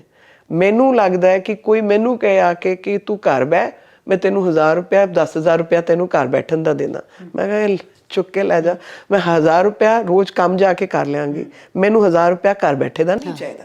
ਕਿਉਂਕਿ ਪੰਜਾਬੀ ਦੇਖੋ ਗੈਰਤਮੰਦ ਕੌਮ ਹੈ ਨਾ। ਹਾਂ, ਗੈਰਤ ਉਹ ਦੇਖੋ ਮੰਗ ਕੇ ਤੇ ਰੋਟੀ ਨਾ ਖਾਣ, ਇਸ ਕਰਕੇ ਗੁਰਦੁਆਰੇ ਮੰਦਿਰ ਸਾਡੇ ਇੰਨੇ ਨੇ ਵੀ ਅਸੀਂ ਲੋਕਾਂ ਨੂੰ ਖਵਾਉਂਦੇ ਹਾਂ। ਇੱਕ ਹੋਰ ਬੜੀ ਮੀਨਾਕਸ਼ੀ ਜੀ ਗੱਲ ਬੜੀ ਜਿਹੜੀ ਮੇਜਰ ਹੈ ਬੀਜੇਪੀ ਲਈ, ਜਿਹੜਾ ਸੰਘਰਸ਼ ਹੈ ਪੰਜਾਬ ਦੇ ਵਿੱਚ, ਕਿ ਅਜੇ ਵੀ ਕਿਸਾਨੀ ਜਿਹੜਾ ਅੰਦੋਲਨ ਹੋਇਆ, ਭਾਵੇਂ ਕਿ ਉਹ ਵਾਪਸ ਬਿੱਲ ਸਾਰੇ ਲੈ ਲਿੱਤੇ ਗਏ, ਪਰ ਅਜੇ ਵੀ ਲੋਕਾਂ ਦੇ ਮਨ ਦੇ ਵਿੱਚ ਇੱਕ ਰੋਸ ਅਜੇ ਉਹ ਜਿਹਨੂੰ ਕਹਿੰਦੇ ਜ਼ਖਮ ਉਹਨਾਂ ਦੇ ਭਰੇ ਨਹੀਂ। ਉਹਦੇ ਲਈ ਤੁਹਾਨੂੰ ਕੀ ਲੱਗਦਾ ਕਿ ਬੀਜੇਪੀ ਇਸ ਨੂੰ ਕਿਵੇਂ ਇਸ ਦੀ ਕੰਪਨਸੇਸ਼ਨ ਕਰੇਗੀ, ਜਾਂ ਬੀਜੇਪੀ ਉਹਨਾਂ ਨੂੰ ਕਿਵੇਂ ਜਿਹੜੇ ਉਹਨਾਂ ਦੇ ਜ਼ਖਮ ਨੇ ਉਹਨਾਂ ਨੂੰ ਭਰਨ ਦੀ ਕੋਸ਼ਿਸ਼ ਕਰੇਗੀ? ਮੈਨੂੰ ਲੱਗਦਾ ਹੈ ਇਹ ਜਿਹੜੀ ਗਲਤਫਹਿਮੀ ਪੈਦਾ ਕੀਤੀ ਗਈ ਹੈ ਬੜੇ ਇੰਟਰਸਟਿਡ ਲੋਕਾਂ ਨਾਲ ਕੀਤੀ ਗਈ ਹੈ। ਇਹ ਕੋਈ ਇੱਕ ਗੱਲ ਸੁਣੋ, ਇਹ ਜਿਹੜੀ ਸਾਰਿਆਂ ਸਾਡੇ ਤਾਂ ਪਹਿਲਾਂ ਦੀ ਸਰਕਾਰਾਂ ਸਨ, ਉਹਨਾਂ ਨੇ ਤੇ ਕਿਸਾਨੀ ਨੂੰ ਬਾਹਰ ਹੀ ਕਰਤਾ ਸੀ GDP ਤੋਂ। ਉਹਨਾਂ ਨੇ ਤੇ ਕਹਿਤਾ ਸੀ ਕਿ GDP ਵੱਧਦੀ ਨਹੀਂ ਕਿਸਾਨੀ ਨਾਲ, ਅਸੀਂ ਇਹਨੂੰ ਬੰਦ ਹੀ ਕਰ ਦਿਓ, ਫੈਕਟਰੀਆਂ ਲਾਓ, ਦੁਕਾਨਾਂ ਲਾਓ, ਡਿਵੈਲਪਮੈਂਟਲ ਕੰਮ ਕਰੋ, ਇਹ ਛੱਡ ਦਿਓ। ਅਸੀਂ ਉਲਟਾ ਕੀਤਾ। ਸਾਡੇ ਪ੍ਰਧਾਨ ਮੰਤਰੀ ਨੇ ਕਿਹਾ ਨਹੀਂ, ਮੈਨੂੰ ਕਿਸਾਨ ਦੀ ਜਿਹੜੀ ਕਮਾਈ ਹੈ ਉਹਨੂੰ ਡਬਲ ਕਰਨਾ ਹੈ। ਕਿਸੇ ਹੋਰ ਨੇ ਤੇ ਚੈਲੰਜ ਨਹੀਂ ਲਿੱਤਾ ਸੀ। ਇਹਨਾਂ ਦੇ ਸਾਇੰਟੀਫਿਕ ਫਾਰਮਿੰਗ ਕਰਨੀ ਹੈ। ਜਿਹੜਾ ਬਜਟ ਐਗਰੀਕਲਚਰ ਦਾ 23,000 ਕਰੋੜ ਸੀ, ਸਾਡੇ 2014 ਦੀ ਗੱਲ ਕਰ ਰਹੇ ਹਾਂ, 23,000 ਕਰੋੜ ਭਾਰਤ ਦਾ ਬਜਟ ਸੀ ਐਗਰੀਕਲਚਰ ਮਿਨਿਸਟਰੀ ਦਾ। ਮੋਦੀ ਜੀ ਨੇ ਆ ਕੇ ਇਹਨੂੰ 1,23,000 ਕਰਤਾ ਹੈ, 1 ਲੱਖ ਕਰੋੜ ਵਧਾਇਆ ਹੈ। ਜਿਹੜੇ ਸਿਆਪਾ ਪਾ ਰਹੇ ਸਨ MSP ਚਲੀ ਜਾਏਗੀ, MSP ਖਤਮ ਕਰ ਦਿਆਂਗੇ, ਇਹ ਕਰ ਦਿਆਂਗੇ, MSP ਤੇ ਵੱਧ ਗਈ। MSP ਉਨ ਫਸਲਾਂ ਤੇ ਵੀ ਦੇਤੀ ਜਿੱਥੇ ਪਹਿਲਾਂ ਨਹੀਂ ਮਿਲਦੀ ਸੀ। ਉਹਨਾਂ ਦੀ ਕੁਆਂਟੀਟੀ ਪ੍ਰੋਕਿਉਰਮੈਂਟ ਦਾ ਕੰਮ ਵੀ ਡਬਲ ਕਰਤਾ। ਤੇ ਫਿਰ ਰੋਲਾ ਕਿਸ ਗੱਲ ਦਾ? ਯੂਰੀਆ ਤੁਹਾਨੂੰ ਮਿਲਦੀ ਨਹੀਂ ਸੀ, ਯੂਰੀਆ ਤੇ ਇੱਥੇ ਰਾਈਟ ਹੁੰਦੇ ਸੀ, ਲੁੱਟ ਮਚਦੀ ਸੀ। ਅਜੇ ਵੀ ਇਸ ਵਾਰ ਵੀ ਬੜਾ ਵੱਡਾ ਇਹ ਕਮੀ ਰਹੀ ਨਹੀਂ ਰਹੀ ਹੈ ਜੀ। ਯੂਰੀਆ ਅਸੀਂ ਨੀਮ ਕੋਟਡ ਕਰਕੇ ਯੂਰੀਆ ਜਿੱਥੇ ਵੀ ਕੰਮ ਹੈ ਉੱਥੇ ਪਹੁੰਚਾਉਣ ਦਾ ਕੰਮ ਕਰ ਰਹੇ ਨੇ ਤਾਂ ਕਿ ਉਹਦੀ ਸਮਗਲਿੰਗ ਬੰਦ ਹੋ ਜਾਏ, ਤੇ ਬੰਦ ਹੋਈ ਹੈ। ਦੂਜਾ, ਜਿਹੜੀ ਯੂਰੀਆ ਦੇ ਤੁਸੀਂ ਕੱਟੇ ਖਰੀਦਦੇ ਸੀ ਵੱਡੇ, 500 ਕਿਲੋ ਦਾ ਕੱਟਾ, ਉਹ 500 ਕਿਲੋ ਦੀ ਬੋਰੀ ਲੈਂਦੇ ਸੀ, ਉਹਨੂੰ 500 ml ਦੀ ਬੋਤਲ 'ਚ ਬੰਦ ਕਰਤਾ ਹੈ। ਇਹ ਡਿਵੈਲਪਮੈਂਟ ਅਸੀਂ ਕੀਤਾ ਹੈ, ਨੈਨੋ ਯੂਰੀਆ ਬਣਾਈ ਹੈ ਕਿ ਤੁਹਾਨੂੰ ਇੰਨਾ ਵੱਡਾ ਕੱਟਾ ਲੈ ਕੇ ਇਹਨਾਂ ਪੈਸੇ ਖਰਚਣ ਦੀ ਲੋੜ ਹੀ ਨਹੀਂ ਹੈ। ਇੱਕ ਬੋਤਲ 'ਚ ਤੁਹਾਡਾ ਕੰਮ ਹੋਣਾ ਹੈ, ਟਰਾਂਸਪੋਰਟ ਕਾਰਟਰੇਜ ਚਾਰजेस ਤੁਹਾਡੇ ਬਚਨੇ ਨੇ। ਇੱਕ ਡਰੋਨ ਨਾਲ ਜਾਂ ਕਿਸੇ ਹੋਰ ਨਾਲ ਪਾਣੀ 'ਚ ਪਾਓ, ਕਰ ਦਿਓ, ਉਹ ਖਪਾਈ ਵੀ ਕੰਮ ਵੀ ਵਧੀਆ, ਟਾਰਗੇਟਡ ਪਹੁੰਚੇਗਾ, ਉਹਨਾਂ ਕੰਮ ਹੋ ਜਾਊਗਾ। ਤੇ ਇਹ ਜਿਹੜਾ ਸਾਇੰਟੀਫਿਕ ਡਿਵੈਲਪਮੈਂਟ ਤੋਂ ਲੈ ਕੇ ਜਿਹੜੀ ਮੰਡੀਆਂ ਨੇ ਉਹਨਾਂ ਦਾ ਮੰਡੀ ਬਣੇ, ਕਿਸਾਨ ਨੂੰ ਪ੍ਰੋਪਰ ਪੈਸੇ ਮਿਲਣ, ਫਰੇਟ ਕੋਰੀਡੋਰ ਬਣਾਉਣ ਦਾ ਕੰਮ ਜਿਹੜਾ ਮੈਂ ਪਹਿਲਾਂ ਵੀ ਕਿਹਾ, 86 ਕਿਲੋਮੀਟਰ ਦਾ ਫਰੇਟ ਕੋਰੀਡੋਰ ਟ੍ਰੇਨ ਦਾ ਖੰਨੇ ਮੰਡੀ ਬਣ ਰਿਹਾ ਹੈ। ਖੰਨੇ ਮੰਡੀ ਇੱਕ ਸਟੇਸ਼ਨ ਹੋਏਗਾ, ਇਹੋ ਜਿਹੇ 6 ਸਟੇਸ਼ਨ ਨੇ, ਤੇ ਫਾਈਨਲ ਸਟੇਸ਼ਨ ਦਾਕੂਨੀ ਹੈ ਕਿ ਤੁਸੀਂ ਇਹ ਫੂਡ ਪ੍ਰੋਡਿਊਸ ਜਿਹੜੀ ਵੀ ਹੈ ਐਕਸਪੋਰਟ ਵੀ ਕਰ ਸਕਦੇ ਹੋ। 6 ਤੇ 8 ਕਨੈਕਟੀਵਿਟੀ 6 ਤੋਂ 8 ਘੰਟੇ 'ਚ ਉੱਥੇ ਪਹੁੰਚੇਗਾ। ਹਾਂਜੀ, 17 ਨਵੀਂ ਟ੍ਰੇਨਾਂ ਦਿੱਤੀਆਂ ਨੇ ਪੰਜਾਬ ਨੂੰ, ਤੇ ਇਹ ਕੰਮ ਕੋਈ ਹੋਰ ਨਹੀਂ ਕਰ ਸਕਦਾ ਸੀ ਜੀ। ਤੇ ਕਿਸਾਨੀ ਅੰਦੋਲਨ ਦੇ ਵਿੱਚ ਜਿਹੜੀ ਗਲਤ ਫਹਿਮੀ ਪੈਦਾ ਕਰਨ ਵਾਲੇ ਕੁਝ ਬੰਦੇ ਨੇ, ਇਹ ਪੋਲਿਟਿਕਸ ਹੈ ਜੀ, ਹਿੰਦੁਸਤਾਨ ਦੀ ਪੋਲਿਟਿਕਸ ਹੈ, ਡੈਮੋਕ੍ਰੇਸੀ ਹੈ, ਹਰ ਇੱਕ ਬੰਦੇ ਨੂੰ ਕੀ ਕਹਿੰਦੇ ਨੇ ਪਰਮਿਸ਼ਨ ਹੈ, ਜੋ ਮਰਜ਼ੀ ਬੋਲ ਜਾਓ, ਜੋ ਮਰਜ਼ੀ ਕਹਿ ਜਾਓ। ਉਹਦੇ ਤੇ ਜ਼ਬਾਨ ਤੇ ਕਿਸੇ ਦੇ ਲਗਾਮ ਨਹੀਂ ਹੈ, ਜ਼ਿਪ ਤੇ ਕਰ ਨਹੀਂ ਸਕਦੇ, ਜੋ ਮਰਜ਼ੀ ਕਰਦੇ ਰਹੋ। ਪਰ ਜਿਹੜੇ ਅਸਲੀ ਕੰਮ ਹੋਏ ਨੇ, ਇੱਕ ਛੋਟਾ ਜਿਹਾ ਸਵਾਲ, ਅੱਜ ਤਾਈਂ ਕਿਹੜੀ ਸਰਕਾਰ ਨੇ ਤੁਹਾਡੇ ਖਾਤੇ 6000 ਪਾਏ ਸੀ? ਦੱਸ ਦਿਓ। ਨਹੀਂ ਨਾ। ਫਿਰ ਕਿਹੜੀ ਸਰਕਾਰ ਨੇ ਕਿਹਾ ਕਿ ਤੁਸੀਂ ਸੋਲਰ ਪੈਨਲ ਦਾ ਪੰਪ ਲਾਓ, એનર્ਜੀ ਬਚਾਓ, ਘੱਟ ਪਾਣੀ ਇਸਤੇਮਾਲ ਵੀ ਕਰੋ ਤੇ ਪਾਣੀ ਨੂੰ ਸੰਜੋ ਕੇ ਵੀ ਕੰਮ ਕਰੋ? ਕਿਹੜੀ ਸਰਕਾਰ ਨੇ ਕੰਮ ਕੀਤਾ? 3000 ਰੁਪਇਆ ਇਹਨਾਂ ਨੇ 3500 ਕਰਤਾ, ਤੁਹਾਡੇ ਪੜੋਸੀ ਨੇ, ਹਰਿਆਣੇ ਨੇ। ਉਸ ਕਰਕੇ ਉਹਨਾਂ ਨੇ ਬਾਜਰਾ ਉਗਾ ਲਿਆ, ਬਾਕੀ ਮਿਲਟ ਗਰੋ ਕਰ ਲਏ, ਆਪਣਾ ਵਾਟਰ ਲੈਵਲ ਵੀ ਠੀਕ ਕਰ ਲਿਆ। ਅਸੀਂ ਉਲਟਾ ਕੰਮ ਕਰੇ ਜਾ ਰਹੇ ਨੇ। ਕਿਸੇ ਨੇ ਆ ਕੇ ਇੱਥੇ ਕੰਮ ਤੇ ਸਿੱਧਾ ਕਰਨਾ ਪਊਗਾ ਨਾ। ਉਹ ਤੇ ਕੰਮ ਤੁਹਾਨੂੰ ਲੱਗਦਾ ਕਿ ਬੀਜੇਪੀ ਆਉਣ ਦੇ ਨਾਲ ਮਤਲਬ ਤੁਸੀਂ ਆਸਵੰਦ ਹੋ ਕਿ ਸਟੇਟ ਜਿਹੜੀ ਹੈ ਉਹ ਗਰੋ ਕਰੇਗੀ? ਜੋ ਇੱਕ ਇਸ ਟਾਈਮ ਕਿਉਂਕਿ ਪੰਜਾਬੀ ਬੜੀ ਕਨਫਿਊਜ਼ਡ, ਮਤਲਬ ਸਾਨੂੰ ਸਮਝ ਨਹੀਂ ਲੱਗ ਰਹੀ ਕਿ ਕਿਹੜੀ ਪਾਰਟੀ ਸਾਨੂੰ ਬਚਾਏਗੀ। ਸਾਡੇ ਬੱਚੇ ਬਾਹਰ ਜਾ ਰਹੇ ਨੇ, ਸਾਡੇ ਕੋਲ ਬੇਰੁਜ਼ਗਾਰੀ ਹੈ, ਸਾਡੇ ਬੱਚੇ ਇੱਥੇ ਰਹਿ ਕੇ ਕਰਨ ਕੀ? ਸਾਡੇ ਹੈਲਥ ਸਿਸਟਮ ਬੜਾ ਖਰਾਬ ਹੈ, ਸਾਡਾ ਐਜੂਕੇਸ਼ਨ ਸਿਸਟਮ, ਸਾਡੀ ਕਰਪਸ਼ਨ। ਮਤਲਬ ਤੁਹਾਨੂੰ ਇਉਂ ਲੱਗਦਾ ਕਿ ਮੈਂ ਐਜ਼ ਅ ਲੇਮੈਨ ਕਹਿ ਰਹੀ ਹਾਂ ਕਿ ਤੁਸੀਂ ਸਾਰੇ ਪਾਸਿਓਂ ਘਿਰੇ ਹੋਏ ਹੋ, ਤਾਂ ਉਹਦਾ ਐਸਕੇਪ ਅਸੀਂ ਇਹ ਲੱਭ ਰਹੇ ਹਾਂ ਕਿ ਅਸੀਂ ਆਪਣੇ ਬੱਚੇ ਬਾਹਰ ਭੇਜ ਕੇ ਸਾਰੀਆਂ ਫੈਮਲੀਆਂ ਜਾ ਰਹੇ। ਇਹ ਮੈਂ ਤੁਹਾਨੂੰ ਮੰਨਦੀ ਕਿ ਇਹ ਸਾਡੇ ਕੋਲ ਇੱਕ ਟਾਰਗੇਟ ਹੋ ਗਿਆ। ਜਿੱਦਾਂ ਪਹਿਲਾਂ ਹੁੰਦਾ ਸੀ ਨਾ, ਬੱਚਾ ਡਾਕਟਰ ਬਣੇਗਾ, ਵਕੀਲ ਬਣੇਗਾ, ਹੁਣ ਸਾਨੂੰ ਲੱਗਦਾ ਸਾਡਾ ਬੱਚਾ ਬਾਹਰ ਚਲ ਜਾਏ, ਸਾਡੇ ਦੁੱਖਾਂ ਦਾ ਸਮਾਧਾਨ ਹੋ ਜਾਏਗਾ। ਦੁੱਖ ਸਮਾਧਾਨ ਹੁੰਦਾ ਉਹਦੇ ਨਾਲ, ਵੱਧਦੇ ਨੇ। ਹਾਂ, ਨਹੀਂ ਉਹ, ਪਰ ਇੱਥੇ ਤੁਹਾਨੂੰ ਦੇਖੋ ਨਾ ਕੋਈ ਰਿਜ਼ਲਟ ਨਹੀਂ ਮਿਲ ਰਿਹਾ। ਮੈਂ ਉਹੀ ਕਹਿ ਰਹੀ ਹਾਂ, ਇਹਦੇ ਲਈ ਹੀ ਤੇ ਜਿਹੜੇ ਬੱਚੇ ਬਾਹਰ ਗਏ ਨੇ ਉਹਨਾਂ ਨੂੰ ਵਾਪਸ ਲਿਆਉਣ ਦੀ ਕੋਈ ਸਕੀਮ ਬਣਾਉਣੀ ਪਏਗੀ ਨਾ। ਇੰਡਸਟਰੀ ਲਈ ਵੀ ਕੋਈ ਕੰਮ ਕਰਨਾ ਪਏਗਾ ਨਾ ਕਿ ਤੁਸੀਂ ਬਾਹਰ ਤੋਂ ਵਾਪਸ ਆਓ। ਇਹ ਸਕੀਮ ਹੈ, ਇਹਦੇ ਲਈ ਤੁਸੀਂ ਪੈਸੇ ਇੱਥੇ ਇਨਵੈਸਟ ਕਰੋ, ਇੱਥੇ ਤੁਸੀਂ ਫੈਕਟਰੀ ਲਾਓ, ਅਸੀਂ ਤੁਹਾਨੂੰ ਮਦਦ ਕਰਾਂਗੇ, ਇੱਥੇ ਤੁਸੀਂ ਸਕਿੱਲ ਸੈਂਟਰ ਬਣਾ ਕੇ ਟ੍ਰੇਨਿੰਗ ਕਰੋ, ਬਾਕੀਆਂ ਦੀ ਤੁਸੀਂ ਜਿਹੜਾ ਸਿੱਖਿਆ ਉਹਨੂੰ ਇੰਪਲੀਮੈਂਟ ਇੱਥੇ ਕਰੋ, ਬਾਕੀ ਬੱਚਿਆਂ ਨੂੰ ਵੀ ਟ੍ਰੇਨ ਕਰੋ, ਅਸੀਂ ਇਹਨੂੰ ਇਸਤੇਮਾਲ। ਉਹ ਤੇ ਸਟੇਟ ਨੂੰ ਕਰਨਾ ਪਏਗਾ, ਕਿਸੇ ਨੂੰ ਤਾਂ ਬੈਠ ਕੇ ਉਸ ਪੂਰਾ ਇੰਪਲੀਮੈਂਟ ਕਰਨੀ, ਸਟੱਡੀ ਕਰਕੇ ਉਹਨੂੰ ਬਰੀਕੀ ਨਾਲ ਇੰਪਲੀਮੈਂਟ ਕਰਨ ਦਾ ਕੰਮ ਕੋਈ ਤੇ ਕਰੇਗਾ ਨਾ ਜੀ। ਇੰਨੇ ਲੋਕੀ ਨੇ, ਇੰਨੇ ਆਉਣ ਨੂੰ ਤਿਆਰ ਨੇ, ਇਹ ਕੰਮ ਵੱਧ ਸਕਦਾ ਹੈ। ਅਸੀਂ ਅੱਜ ਤਾਈਂ, ਮੈਨੂੰ ਜਿਹੜਾ ਛੋਟਾ ਜਿਹਾ ਸਮਝ ਲੱਗੀ, ਮੈਂ ਉਹੀ ਗੱਲ ਕਰ ਰਹੀ ਹਾਂ, ਅਸੀਂ ਅਜੇ ਤਾਈਂ ਵਧੀਆ ਕੰਮ ਕਰ ਰਹੇ ਸੀ ਕਿਉਂਕਿ ਅਸੀਂ ਮਕੈਨੀਕਲ ਇੰਜੀਨੀਅਰਿੰਗ 'ਚ ਠੀਕ ਨੇ। ਅਸੀਂ ਦੁਨੀਆ ਦੀ ਕੋਈ ਵੀ ਮਸ਼ੀਨ ਖੋਲ ਕੇ ਜੁਗਾੜ ਕਰ ਲੈਂਦੇ, ਬਣਾ ਲੈਣਗੇ, ਵਾਪਸ ਬਣਾ ਦੇਣਗੇ, ਤੇ ਅਸੀਂ ਇਸ ਕਰਕੇ ਠੀਕ ਕੰਮ ਕਰ ਰਹੇ ਸੀ। ਹੁਣ ਜਿਹੜੀ ਟੈਕਨੋਲੋਜੀ ਹੈ ਵਰਲਡ ਵਾਈਡ, ਉਹ ਡਿਜੀਟਲ ਹੋ ਗਈ ਹੈ ਜਿੱਥੇ ਤੁਹਾਨੂੰ ਆਰਟੀਫਿਸ਼ੀਅਲ ਇੰਟੈਲੀਜੈਂਸ, ਕੰਪਿਊਟਰ, ਉਹਨਾਂ ਦਾ ਵੀ ਇਸਤੇਮਾਲ ਕਰਨਾ ਹੈ। ਮਕੈਨੀਕਲ ਮਸ਼ੀਨਾਂ ਵੀ ਨਹੀਂ ਬਣ ਰਹੀਆਂ। ਇਹਨਾਂ ਮਸ਼ੀਨਾਂ ਨੂੰ ਚਲਾਉਣ ਵਾਲੇ ਸਾਡੇ ਕੋਲ ਬੰਦੇ ਨਹੀਂ ਨੇ, ਇਹਨਾਂ ਮਸ਼ੀਨਾਂ ਨੂੰ ਠੀਕ ਕਰਨ ਵਾਲੇ ਸਾਡੇ ਕੋਲ ਬੰਦੇ ਨਹੀਂ ਨੇ, ਇਹਨਾਂ ਮਸ਼ੀਨਾਂ ਨੂੰ ਟ੍ਰੇਨਿੰਗ ਕਰਨ ਵਾਲੇ ਬੰਦੇ ਸਾਡੇ ਕੋਲ ਨਹੀਂ ਨੇ। ਤੇ ਹੁਣ IT ਤੇ AI ਤੇ ਇਹਦੇ ਤੇ ਕੰਮ ਹੋਣਾ ਚਾਹੀਦਾ, ਨਹੀਂ ਹੋਣਾ ਚਾਹੀਦਾ? ਬਿਲਕੁਲ ਕਰੋ। ਉਹ ਨਹੀਂ ਕਰ ਰਿਹਾ ਕੋਈ। ਮੈਨੂੰ ਇੰਨੇ ਦਿਨਾਂ 'ਚ ਇਹ ਗੱਲ ਮੈਨੂੰ ਸਮਝ ਆ ਗਈ ਹੈ, ਜਿਹੜੇ ਸਰਕਾਰ ਚਲਾ ਰਹੇ ਨੇ ਉਹਨਾਂ ਨੂੰ ਨਹੀਂ ਸਮਝ ਲੱਗੀ। ਤੁਸੀਂ ਆਸਵੰਦ ਹੋ ਕਿ ਇਸ ਵਾਰ ਪੰਜਾਬ 'ਚ ਬੀਜੇਪੀ ਦੀ ਸਰਕਾਰ ਪੱਕਾ ਆਸਵਾਨ ਵੀ ਆ। ਤੇ ਮੈਨੂੰ ਲੱਗਦਾ ਹੈ ਉਹਦੇ ਇਲਾਵਾ ਕੋਈ ਆਲਟਰਨੇਟਿਵ ਵੀ ਨਹੀਂ ਹੈ, ਕਿਸੇ ਹੋਰ ਕੋਲ ਉਹ ਸ਼ਮਤਾ ਵੀ ਨਹੀਂ ਹੈ ਖੜਾ ਕਰਨ ਦੀ। ਜ਼ੀਰੋ ਤੋਂ, ਸਕ੍ਰੈਚ ਤੋਂ ਅਗਰ ਅਸੀਂ ਕੋਈ ਕੰਮ ਕਰ ਸਕਦਾ ਹੈ, ਉਹਨੂੰ ਖੜਾ ਕਰਨ ਦਾ ਕੰਮ ਕਰ ਸਕਦਾ, ਸਿਰਫ ਬੀਜੇਪੀ ਕਰ ਸਕਦੀ ਹੈ। ਵਾਪਸ ਐਗਜ਼ਾਮਪਲ, ਤੁਸੀਂ ਸਟੇਟਾਂ ਦੇਖ ਲਓ ਆਸ-ਪਾਸ, ਜਿੱਥੇ ਬੀਜੇਪੀ ਦੀ ਸਰਕਾਰ ਰਹੀ ਹੈ, ਉਹਨੇ ਟਾਈਮ 'ਚ, ਉਹਨੇ ਚਿਰ 'ਚ ਕਿੰਨਾ ਕੰਮ ਕੀਤਾ। ਕੋਈ ਵੀ ਸਟੇਟ ਚੁੱਕ ਲਓ, 10 ਸਾਲ 15 ਸਾਲ ਰਹਿ ਗਈ ਤੇ ਸਟੇਟ ਦਾ ਨਕਸ਼ਾ ਬਦਲਤਾ। ਗੁਜਰਾਤ, ਤੁਹਾਨੂੰ ਲੱਗਦਾ ਅੱਜ ਤੋਂ ਸਾਰੇ ਗੁਜਰਾਤ ਕਰਦੇ ਨੇ? ਗੁਜਰਾਤ ਦੀ ਕੀ ਹਾਲਤ ਸੀ 2000 'ਚ? ਕਿੰਨੀ ਗੁੰਡਾਗਰਦੀ ਸੀ, ਕਿਵੇਂ ਲੋਕਾਂ ਨੂੰ ਉੱਥੇ ਫਿਰੌਤੀ ਦਾ ਕੰਮ ਤੋਂ ਲੈ ਕੇ ਸਮਗਲਿੰਗ ਸਾਰਾ ਕੁਝ ਚੱਲਦਾ ਸੀ, ਖਤਮ ਕਰਤਾ। ਹਾਂ, ਪਰ ਪੰਜਾਬ ਯੂਪੀ ਤੁਹਾਡੇ ਅਗਲੇ ਨੇ, ਤੁਹਾਡੇ ਸਾਹਮਣੇ ਹੈ। ਯੂਪੀ ਦਾ ਰਿਜ਼ਲਟ 5 ਸਾਲ 'ਚ ਸਿੱਧਾ ਕਰਤਾ। ਉਹ ਸਿੱਧਾ ਇੱਕ ਚੀਜ਼ ਸਿੱਧਾ ਕਰਨ ਦਾ ਨਤੀਜਾ ਹੈ ਕਿ ਬਾਕੀ ਚੀਜ਼ਾਂ ਵੀ ਸਿੱਧੀਆਂ ਹੋ ਗਈਆਂ ਨੇ। ਤੇ ਮੈਨੂੰ ਲੱਗਦਾ ਪੰਜਾਬ ਨੂੰ ਵੀ ਇੱਕ ਕੋਈ ਇਹੋ ਜਿਹੀ ਸਰਕਾਰ ਚਾਹੀਦੀ ਹੈ ਜਿਹੜੀ ਦਿਮਾਗ ਲਾ ਕੇ ਕੰਮ ਕਰੇ। ਇੱਥੇ ਦਾ ਬੰਦਾ ਠੀਕ ਹੈ, ਪੰਜਾਬੀ ਦੁਨੀਆ ਜਾ ਕੇ ਕੰਮ ਕਰਦੇ ਨੇ। ਬੰਦਾ ਮਿਹਨਤੀ ਹੈ, ਕੰਮ ਕਰਨ ਦੀ ਇੱਛਾ ਰੱਖਦਾ ਹੈ, ਵਧੀਆ ਖਾਣਾ ਪਹਿਨਣਾ ਉਹ ਕੰਮ ਉਹਨੂੰ ਆਉਂਦੇ ਨੇ, ਤੇ ਉਹ ਐਸਪੀਰੇਸ਼ਨਲ ਹੈ, ਅੱਗੇ ਵਧਣ ਦਾ ਉਹਨੂੰ ਸ਼ੌਕ ਹੈ, ਤੇ ਉਹਨੂੰ ਇਸਤੇਮਾਲ ਉਹਨੂੰ ਠੀਕ ਕਰਕੇ ਤੁਸੀਂ ਕਰ ਦਿਓਗੇ ਤੇ ਕੰਮ ਤੁਹਾਡਾ ਹੋ ਜਾਊਗਾ। ਮੈਂ ਤੇ ਕਹਿ ਰਹੀ ਹਾਂ, ਮੈਂ ਕਿਹਾ ਚੰਡੀਗੜ੍ਹ ਹੈ ਸਿਟੀ, ਜਿੰਨੀ ਗ੍ਰੀਨ એનર્ਜੀ ਹੈ ਅਸੀਂ ਇੱਥੇ ਇਸਤੇਮਾਲ ਕਰ ਸਕਦੇ ਨੇ। ਮਤਲਬ ਜਿਹੜੀ ਸਕੀਮਾਂ ਸਾਡੀਆਂ ਹੁੰਦੀਆਂ ਨੇ ਸੈਂਟਰ ਦੀ, ਚਾਹੇ ਉਹ ਰਾਸ਼ਨ ਕਾਰਡ ਦੀ ਹੋਏ ਕੋਈ ਹੋਰ ਹੋਏ, ਸੈਂਟਰ ਚੰਡੀਗੜ੍ਹ ਕਿਉਂ ਇੰਪਲੀਮੈਂਟ ਕਰਦਾ ਹੈ?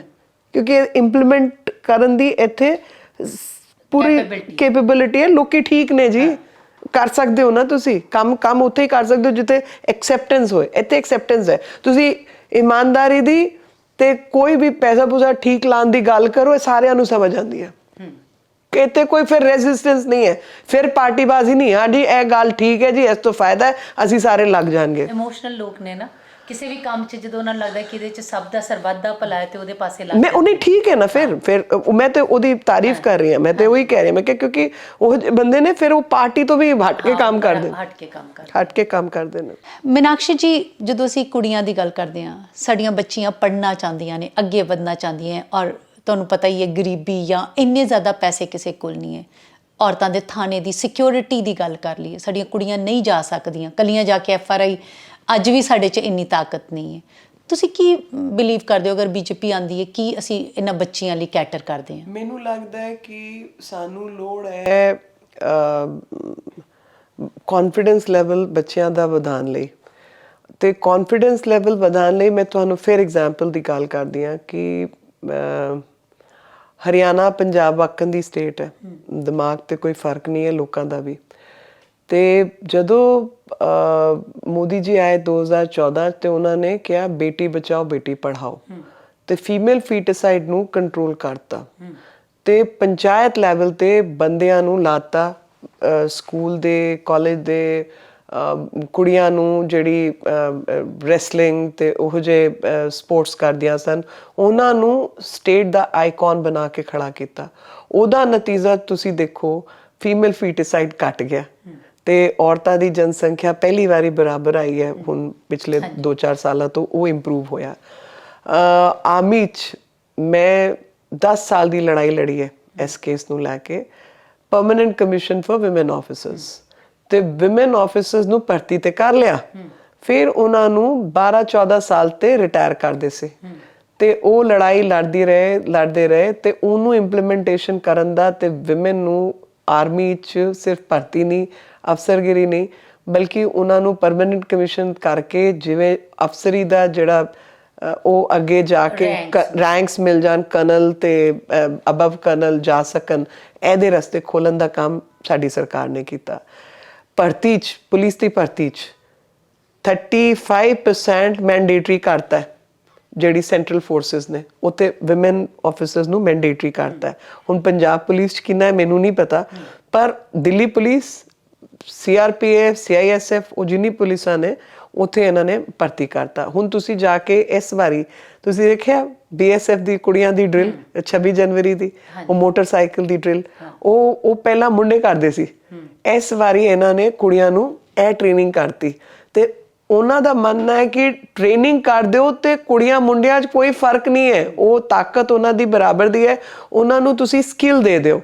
ਜਿਵੇਂ ਹੁਣ ਕੈਮਰਾਮੈਨ ਹੈ ਤੇ ਕੈਮਰਾ ਵੂਮਨ ਵੀ ਹੋ ਸਕਦੀ ਹੈ, ਔਰ ਇੰਡਸਟਰੀ 'ਚ ਬਹੁਤ ਸਾਰੀ, ਮੈਂ ਉਹੀ ਕਹਿ ਰਹੀ ਹਾਂ, ਮੈਂ ਉਹੀ ਕਹਿ ਰਹੀ ਹਾਂ, ਮੈਂ ਪ੍ਰੋਡਿਊਸਰ ਹੈ, ਡਾਇਰੈਕਟਰ ਹੈ, ਉਹ ਸਾਰੇ ਆਦਮੀ ਹੋਣਗੇ, ਔਰ ਔਰਤਾਂ ਵੀ ਹੋ ਸਕਦੀਆਂ ਨੇ। ਤੇ ਇਹ ਜਿਹੜੀ ਸਕਿਲਿੰਗ ਦਾ ਕੰਮ ਹੈ, ਉਹਨਾਂ ਨੂੰ ਟ੍ਰੇਨਿੰਗ ਦੇ ਕੇ ਵਧਾਉਣ ਦਾ ਕੰਮ ਹੈ, ਉਹ ਕੰਮ ਸਰਕਾਰ ਨੇ ਕਰਨਾ ਹੈ। ਤੇ ਮੈਨੂੰ ਗਰਵ ਹੈ ਇਸ ਗੱਲ ਤੇ ਕਿ ਮੇਰੀ ਸਰਕਾਰ ਨੇ ਉਹ ਕੰਮ ਕੀਤੇ ਨੇ, ਤੇ ਬੜੀ ਸੋਚ ਸਮਝ ਨਾਲ ਕੰਮ ਕੀਤੇ ਨੇ, ਲੋਕਾਂ ਦਾ ਦਿਮਾਗ ਬਦਲਣ ਦਾ ਕੰਮ ਵੀ ਕੀਤਾ ਹੈ। ਸਪੋਰਟਸ 'ਚ ਤੁਸੀਂ ਦੇਖੋ, ਓਲੰਪਿਕ 'ਚ ਜਿੰਨੇ ਮੈਡਲ ਆਏ ਨੇ ਕੁੜੀਆਂ ਨੇ, ਕਿੰਨੇ ਲਿਆਏ ਨੇ? ਕੁੜੀਆਂ ਲੈ ਕੇ ਆਈਆਂ ਨੇ। ਤੇ ਕੁੜੀਆਂ ਇਸ ਕਰਕੇ ਲਿਆਈਆਂ ਕਿਉਂਕਿ ਉਹਨਾਂ ਤੇ ਜਿਹੜਾ ਖਰਚਾ ਸੀ, ਉਹਨਾਂ ਦੇ ਟ੍ਰੇਨਿੰਗ ਦਾ ਜਿਹੜਾ ਸਮਾਂ ਬਣਨਾ ਸੀ, ਉਹਨਾਂ ਨੂੰ ਅੱਗੇ ਕੱਢ ਕੇ ਲਿਆਉਣਾ ਸੀ, ਉਹ ਸਰਕਾਰ ਨੇ ਕੀਤਾ ਹੈ।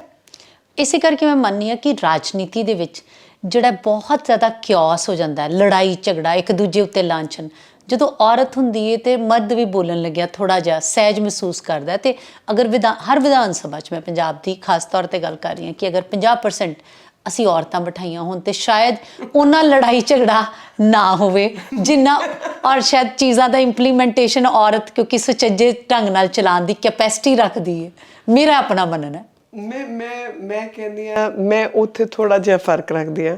ਮੈਨੂੰ ਲੱਗਦਾ ਜਿਹੜੀ ਕਾਬਲੀਅਤ ਹੈ ਜਿਹਨੂੰ ਜਿਹੜਾ ਇੰਟਰਸਟ ਹੈ ਉਹ ਕਰਨ ਦਾ ਪੂਰਾ ਮੌਕਾ ਮਿਲਣਾ ਚਾਹੀਦਾ ਹੈ, ਤੇ ਉਹ ਔਰਤਾਂ ਆਦਮੀ ਦੀ ਗੱਲ ਹੀ ਨਹੀਂ ਹੈ। ਮੇਰੀ ਜੈਂਡਰ ਦੀ ਲੜਾਈ ਜਿਹੜੀ ਹੈ ਥੋੜੀ ਵੱਖਰੀ ਹੈ। ਮੇਰਾ ਮੰਨਣਾ ਹੈ ਕਿ ਜਿਹੜੀ ਕੁਆਲਿਟੀ ਆਫ ਕੈਰੈਕਟਰ ਨੇ, ਉਹ ਕੁਆਲਿਟੀ ਆਫ ਕੈਰੈਕਟਰ ਬੰਦੇ ਦੀ ਹੁੰਦੀ ਹੈ, ਉਹ ਔਰਤ ਆਦਮੀ ਦੀ ਕਦਰ ਨਹੀਂ ਹੈ। ਤੇ ਜਿਹੜੀ ਲੜਾਕੀ ਔਰਤਾਂ ਨੇ, ਉਹ ਔਰਤਾਂ ਵੀ ਬੜੀ ਲੜਾਕੀਆਂ ਨੇ, ਤੇ ਆਦਮੀ ਸਿੱਧੇ ਹੋਣ ਦੀ ਗੱਲ ਹੈ ਤੇ ਆਦਮੀ ਵੀ ਬੜੇ ਸਿੱਧੇ ਨੇ।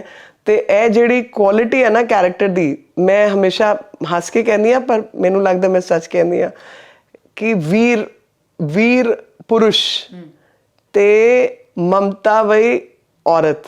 ਮੈਂ ਕਿਹਾ ਜੀ ਵੀਰ ਔਰਤਾਂ ਵੀ ਨੇ ਤੇ ਮਮਤਾ ਭਰੇ ਪੁਰਸ਼ ਵੀ ਨੇ। ਇਹ ਬੰਦੇ ਦੇ ਕੈਰੈਕਟਰ ਦੀ ਗੱਲ ਹੈ। ਉਹ ਬੰਦੇ ਦੇ ਕੈਰੈਕਟਰ ਦੇ ਗੱਲ 'ਚ ਆਦਮੀ ਔਰਤ ਦਾ ਕੋਈ ਫਰਕ ਨਹੀਂ ਹੈ। ਮੈਂ ਬਹੁਤੀ ਚੋਰ ਔਰਤਾਂ ਵੀ ਦੇਖੀਆਂ ਨੇ ਤੇ ਬਹੁਤੇ ਇਮਾਨਦਾਰ ਆਦਮੀ ਵੀ ਵੇਖੇ ਨੇ, ਬਹੁਤੀ ਵੀਰ ਔਰਤਾਂ ਵੇਖੀਆਂ ਨੇ ਤੇ ਬਹੁਤੇ ਦੱਬੂ ਆਦਮੀ ਵੀ ਵੇਖੇ ਨੇ। ਤੇ ਕੈਰੈਕਟਰ ਦੀ ਜਿਹਦਾ ਜਿਹੜਾ ਕੈਰੈਕਟਰ ਹੈ ਨਾ, ਉਸ ਕੈਰੈਕਟਰ ਨੂੰ ਅੱਗੇ ਕਰਕੇ ਕੰਮ ਹੋਣਾ ਚਾਹੀਦਾ ਹੈ। ਉਹ ਆਦਮੀ ਹੋਏ ਔਰਤ ਹੋਏ, ਮੈਨੂੰ ਕੋਈ ਫਰਕ ਨਹੀਂ ਪੈਂਦਾ। ਮੈਂ ਥੋੜਾ ਜਿਹਾ ਫਰਕ ਸੋਚ ਰੱਖਦੀ ਹਾਂ ਇੱਥੇ। ਤੁਹਾਡੇ ਆਪਣੇ ਵਿਚਾਰ ਵਿਅਕਤ ਕਰਨ ਦਾ ਪੂਰਾ ਹੱਕ ਹੈ ਜੀ। ਚਲੋ ਥੈਂਕ ਯੂ ਵੈਰੀ ਮਚ। ਔਰ ਮੈਂ ਪੂਰੀ ਉਮੀਦ ਕਰਦੀ ਹਾਂ ਕਿ ਤੁਸੀਂ ਜਿਸ ਜੋਸ਼ ਦੇ ਨਾਲ ਮਿਹਨਤ ਕਰ ਰਹੇ ਹੋ, ਪੰਜਾਬ ਲਈ ਇੱਕ ਨਵੀਂ ਦਿਸ਼ਾ ਜ਼ਰੂਰ ਬਣ ਕੇ ਆਵੇ। ਸੋ ਬੀਜੇਪੀ ਆਪਣੇ ਆਪ ਦੇ ਵਿੱਚ ਔਰਤਾਂ ਲਈ ਬਹੁਤ ਕੰਮ ਕਰ ਰਹੀ ਹੈ, ਨੁਮਾਇੰਦਗੀ ਵੀ ਦੇ ਰਹੀ ਹੈ, ਇੰਚਾਰਜ ਵੀ ਬਣਾਇਆ ਹੈ, ਤੇ ਪੰਜਾਬ ਇਸ ਸਮੇਂ ਇੱਕ ਨਵੀਂ ਦਿਸ਼ਾ ਲੱਭ ਰਿਹਾ ਹੈ। ਸਭ ਰਾਜਨੀਤਿਕ ਪਾਰਟੀਆਂ ਆਪਣੇ ਸੱਤਾ 'ਚ ਆਉਣ ਦੀ ਕੋਸ਼ਿਸ਼ ਕਰ ਰਹੀਆਂ ਨੇ। ਇਸ ਵਾਰ ਵੇਖਦੇ ਹਾਂ ਕਿ ਪੰਜਾਬ ਕਿਸ ਦੀ ਸਰਕਾਰ ਬਣਾਉਂਦਾ ਹੈ। ਬਹੁਤ ਬਹੁਤ ਧੰਨਵਾਦ। ਅਗਲੀ ਵਾਰ ਫਿਰ ਮਿਲਦੇ ਹਾਂ 101 ਵਿੱਚ ਸਤਿੰਦਰ ਸਤੀ।